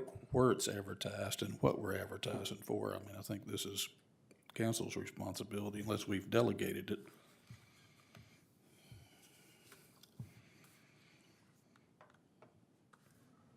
And actually, I just got this tonight, so I'm reading it here. Last time we posted it with Indeed. We put it in the Northwest Observer, I believe. And we have a very active municipal clerks listserv across the state. I posted it on there as well. Majority of the applications was from Indeed. However, there was only a very few that had any relevant experience, in my opinion. There was a few from out of state, one from California. So, that's, just to give you a heads up of what to expect when you receive them. Okay, well, But indeed, I To- believe we certainly, should reach out in all methods, so I agree with doing it, but. to give us something to talk about here, I'll make a motion, Mr. Mayor. And that would be to post this advertisement that we have in front of us titled Town Clerk, Town of Stokesdale. Have Ms. Martin posted on Indeed, advertise with the League of Municipalities, the School of Government listserv, the Town of Stokesdale's website, the Town of Stokesdale's Facebook page. And that would be my motion. I'll second the motion. Any discussion? I just have a quick question. Don't want to spend a lot of time on it. Do you know, is there search firms or people that specialize in maybe having a wide cast net of people that would be good for this job? Because, like Jim was saying, with Indeed, we did get flooded with resumes, but goodness gracious. You're gonna pay a recruiter. Pay a recruiter. The North Carolina I don't mind League- paying for value. The North Carolina League has a list usually. Also, the Piedmont Council of Government has a list Okay. of clerks, or people that might be interested. And My perspective is I would like to cast our net in appropriate places to get that experience. And I would be open to a recruiter that we would have to pay. Just my thoughts. I'm looking for value here and experience. Let's get the ad out. Let's get it out for a period of time before we go to the recruiter. Ms. Martin, is there any place with the North Carolina Municipal Clerks Association to place this ad? The listserv is the best place to post the ad. Okay, there is a North Carolina Municipal Clerks Association, correct? Okay, one thing I left out, and I cannot believe I left it out. We are now members of the Local Government Retirement Commission, and I need to include that in the ad. Okay, I will amend my motion to that effect. That being that Ms. Martin will add the verbiage concerning the retirement. And health insurance, we have a health insurance plan. I think, well, my only issue with putting the benefits on there is, they may change if we just added health insurance as an ad-need basis, and I don't want to get locked into, because it's a very expensive benefit, get locked into somebody that doesn't need it on the insurance. We're required to do the retirement, but insurance is not a requirement. So, and do we have a deadline that we want to put in the record? Tell me, sooner the better, sorry. No, I agree. Let's see What's the Friday before Memorial Day? I made an amendment. Did somebody second my motion? Second. No, I don't have a second yet. Derek. Derek, Seconded it. yes, I'm sorry. Can We need to vote on the amendment. Of June, 27th, Eric, of June? May. He wanted another Friday before Memorial Day, which was the 27th. Based on how we have done this in the past, I think that's appropriate, because that would give the search committee time to go through them and maybe have a some information to report back at the next meeting, which would be, the 9th. What's the deadline date? So that would give them enough time to at least have something to report. Well, What's the deadline date? Do you want to do May 27th? May 27th? We can't, what's today? Today's the 12th. Well, that's 2 weeks out. You need something, Miss Patty, when could we get it in your paper? my motion didn't include a posting in the Northwest Observer. He suggested it in our paper. Excuse me, just because of the cost, Okay. I didn't want to run it in Patty Stokes' paper, but if she certainly would mention it for free, that'd be great. I don't know what that cost would be. what is our deadline date? I thought you already decided on one. I'd make it June 15th or give it a little bit of time. We need to be able to act on Let's this go. fairly quickly.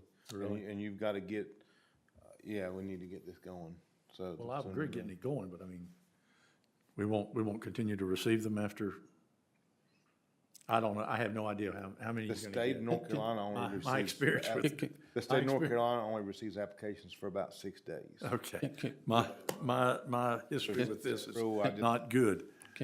Need to get this going. Can we use the term preferred deadline or something of that nature so that we don't shut off anybody on the tail end that wants to throw theirs at us, maybe finds out about it late? I mean, I hate to possibly close the barn doors too soon. Please submit applications by, by such and such a date, something like that.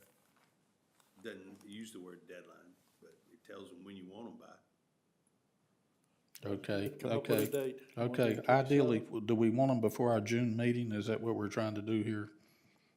I'm thinking I think that's what Jim had in mind. Well, I'm with Derek. We don't need to put this off a month before we start even looking at candidates, because then you've got another 2 weeks to schedule their interviews, and then you've got another week to set up a meeting to come up with who you want. You gotta come back, do a posted meeting, behind the scenes meeting. So we're on a timeline.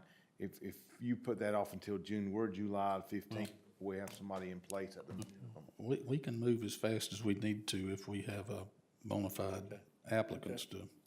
I'm for the 27th. And I just bring that up because Derek and I dealt with that before on the last posting, and it just drags out. So, As you get into the summer months, you have vacations that, I think that's what hindered us somewhat last year, Okay. last time, but Well, this is the beginning of the Memorial Day weekend, the 27th is. Mm-hmm. Yeah, go with it, 27th. you have a motion and a Have second. we voted? You want to vote? We need to make a motion? I think there's a motion in a second, so I vote yes. I'd like to ask for an amendment that we do advertise it in the Northwest Observer, just so we do have it on in a public record somewhere. I'll donate it. It's And fine. that's the- I'll be happy to donate it so that. No, I don't mind. I mean, the cost is not Truly, yeah. it's $4 a line. It's not a big deal. I'll be happy to Okay. gift it to you. I got $4. Call us. We'll just call us. I'm happy to do it. Truly. But I just think we should have it in a public forum. This, somebody says you didn't advertise it in the paper. I know it's old school, but a lot of people still go by that. If they don't use a computer, they don't get on job boards and stuff. May not want them applying. Do we have a second on the amendment? Yeah, second. Okay, Jim? You didn't Jim's make the. aye. Whoa, Hold whoa, it, whoa, hold it, whoa, hold whoa, it. whoa, you didn't make the motion, Mr. Ford. Somebody did. Dale said she had a motion or Tom said you had a motion and a second. I think I'm you real made su- the original motion. Would you accept? the I'm fir- real sure I made the original motion. So you, Amended one, and Derek seconded your amended. Yes. Tim would have to accept the And amendment. now, I'm sorry. confused because of the dialogue between Ms. Patty Stokes and Jim Rigsby, wherein she stated she wouldn't charge for an ad, I've stated it And- on the record. I'm happy to make that official. and Jim Rigsby wants to buy an ad. So can y'all flip a coin over there or something? I think we need to, I think we need to buy an ad and do it officially, have it on the record. We're not talking about a lot of money, and let's not mince dollars over a valued employee that we're gonna find. Yeah, I would just have a preference towards publications that might cover the whole state versus just the local area is what's going through my mind.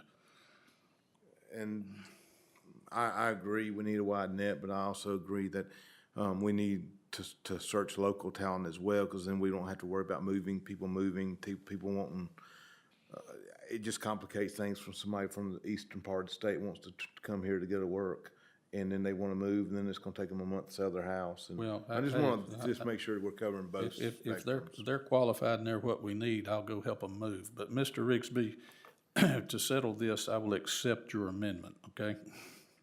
Thank you. Jim? Jim is, And Derek seconded, you second that too? Please. Okay, now we're good. Jim is aye. Derek? Aye. Tim? Aye, And I'm aye. Do I have a motion to adjourn? so We moved. have, We have, public comments. citizen comments and then, council comments. Sorry. Miss Bobby, would you like to address council? Attorney comment. Attorney comments. Did you say attorney comments?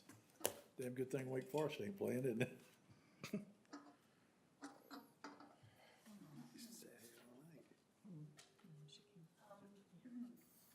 My name is Bobby Dalton, a resident of Stokesdale, Mayor, Town Council members. As many of y'all know, we received a thing, all of Stokesdale, I'm sure y'all did, most of y'all did too, in the mail from the Gifford County Tax Department wanting to like a appeal to reassess your property tax. And you could send in how much you thought, ballpark estimate, how much you thought your property was valued at in your own opinion. Well, I sent in mine, and I recently just got this in the mail a couple days ago. It's dated from Thursday, April 28th. And it says, and in quote, and I'll read both of them if I can, I'll make it quick. Dear property owner or representative, a staff appraiser has reviewed the value of your property for the 2022 reappraisal. The appraiser reviewed the documents included with your appeal, as well as comparable sales, assessments, and other valuation data from your neighborhood. Based upon this review, we will recommend that the value of your property be $122,900. And then also for my other property, I asked about a lowering of the amount, and they're still saying $10,300. Now, I'm not real happy about this, and I'm sure a lot of people around here are not as well. And it is my opinion. I'm not saying we go over there and storm the Board of Commissioners meeting and, cause a ruckus, but I think if we can, whoever wants to go over there, next meeting they have, some of us should go and say, this is not, apparently, I think we should tell them this is not a very,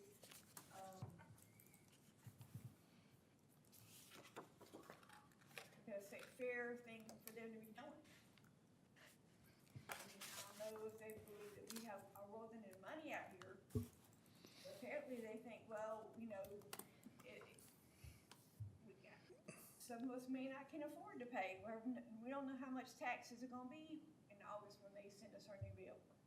I mean, it could be $1,000. You just don't know.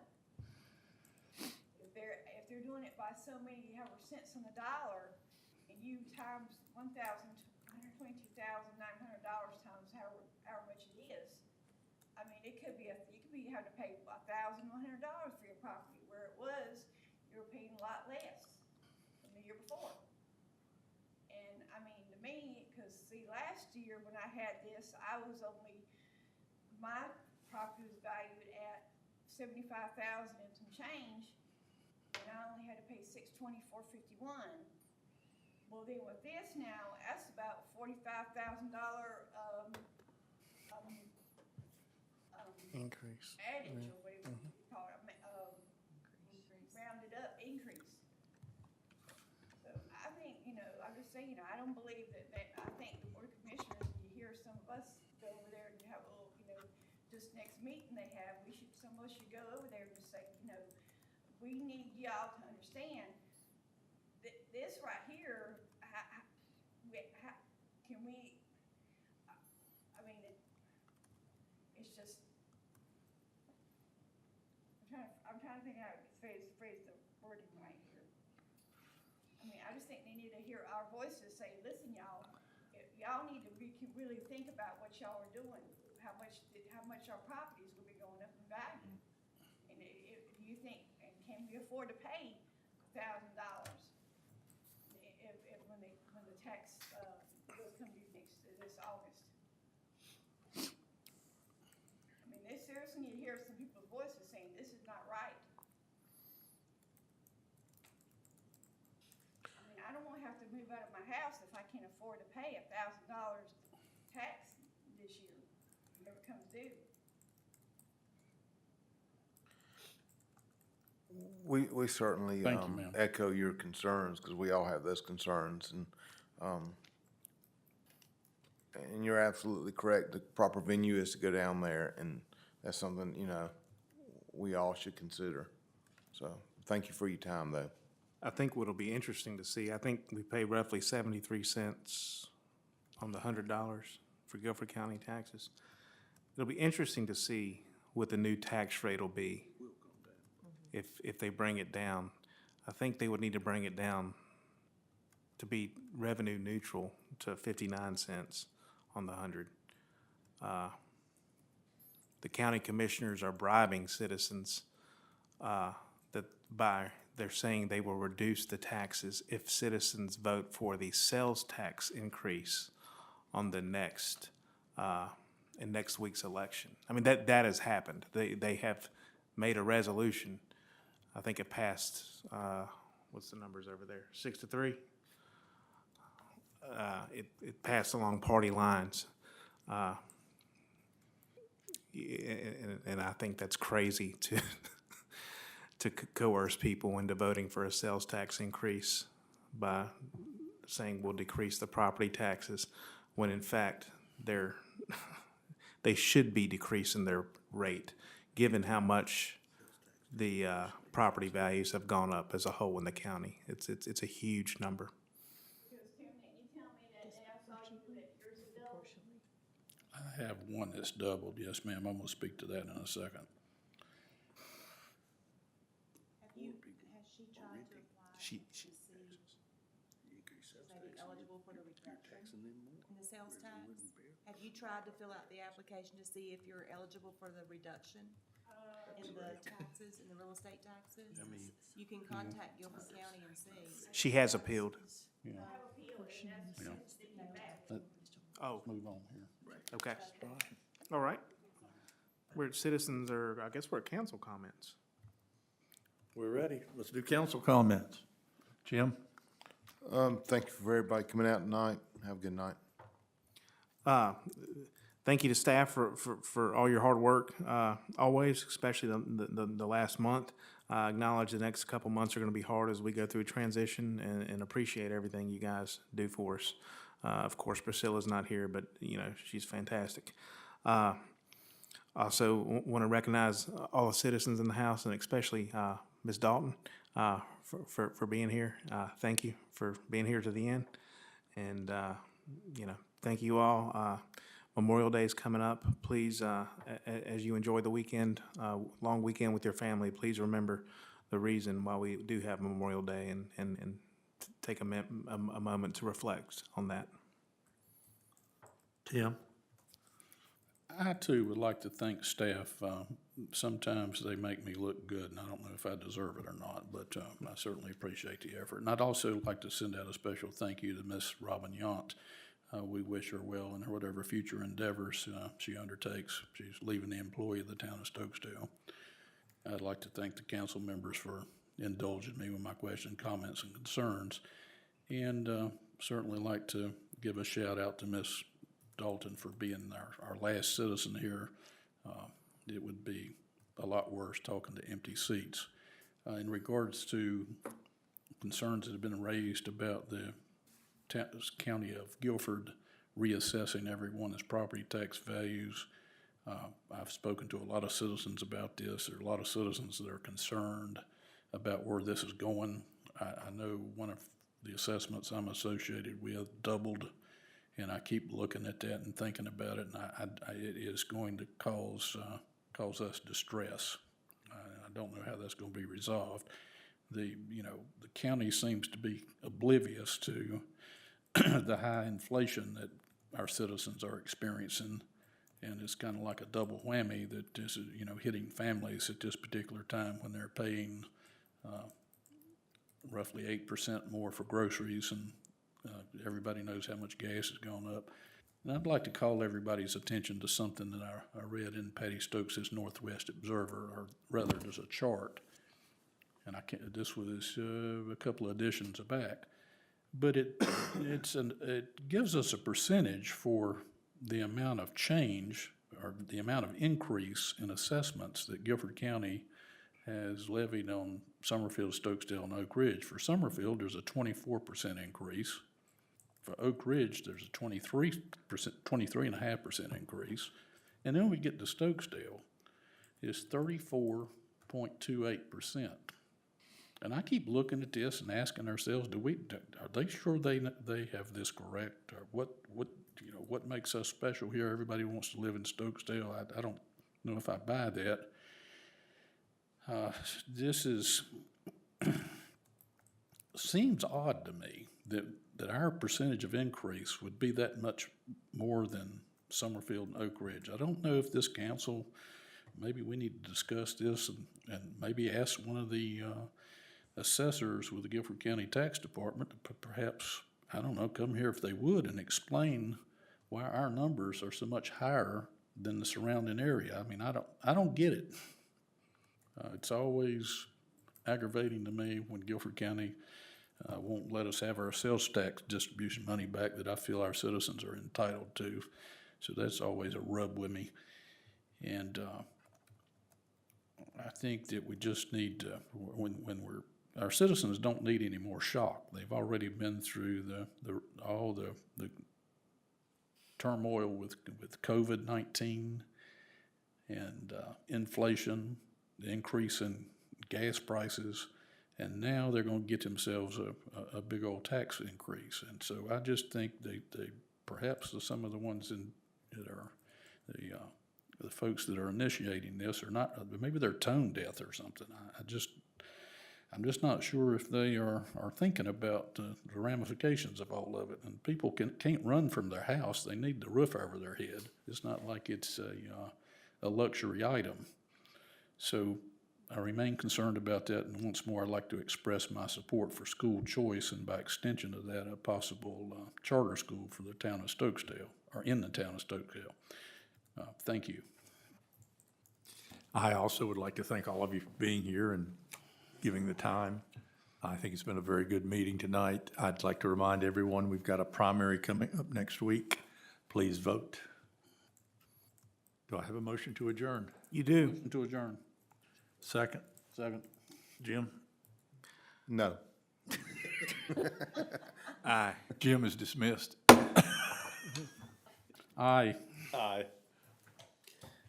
One thing, since we have adjourned, I was gonna let y'all know that recently, a Northeast law firm of Offutt Kerman, originally out of Baltimore, has approached our firm about merging with them.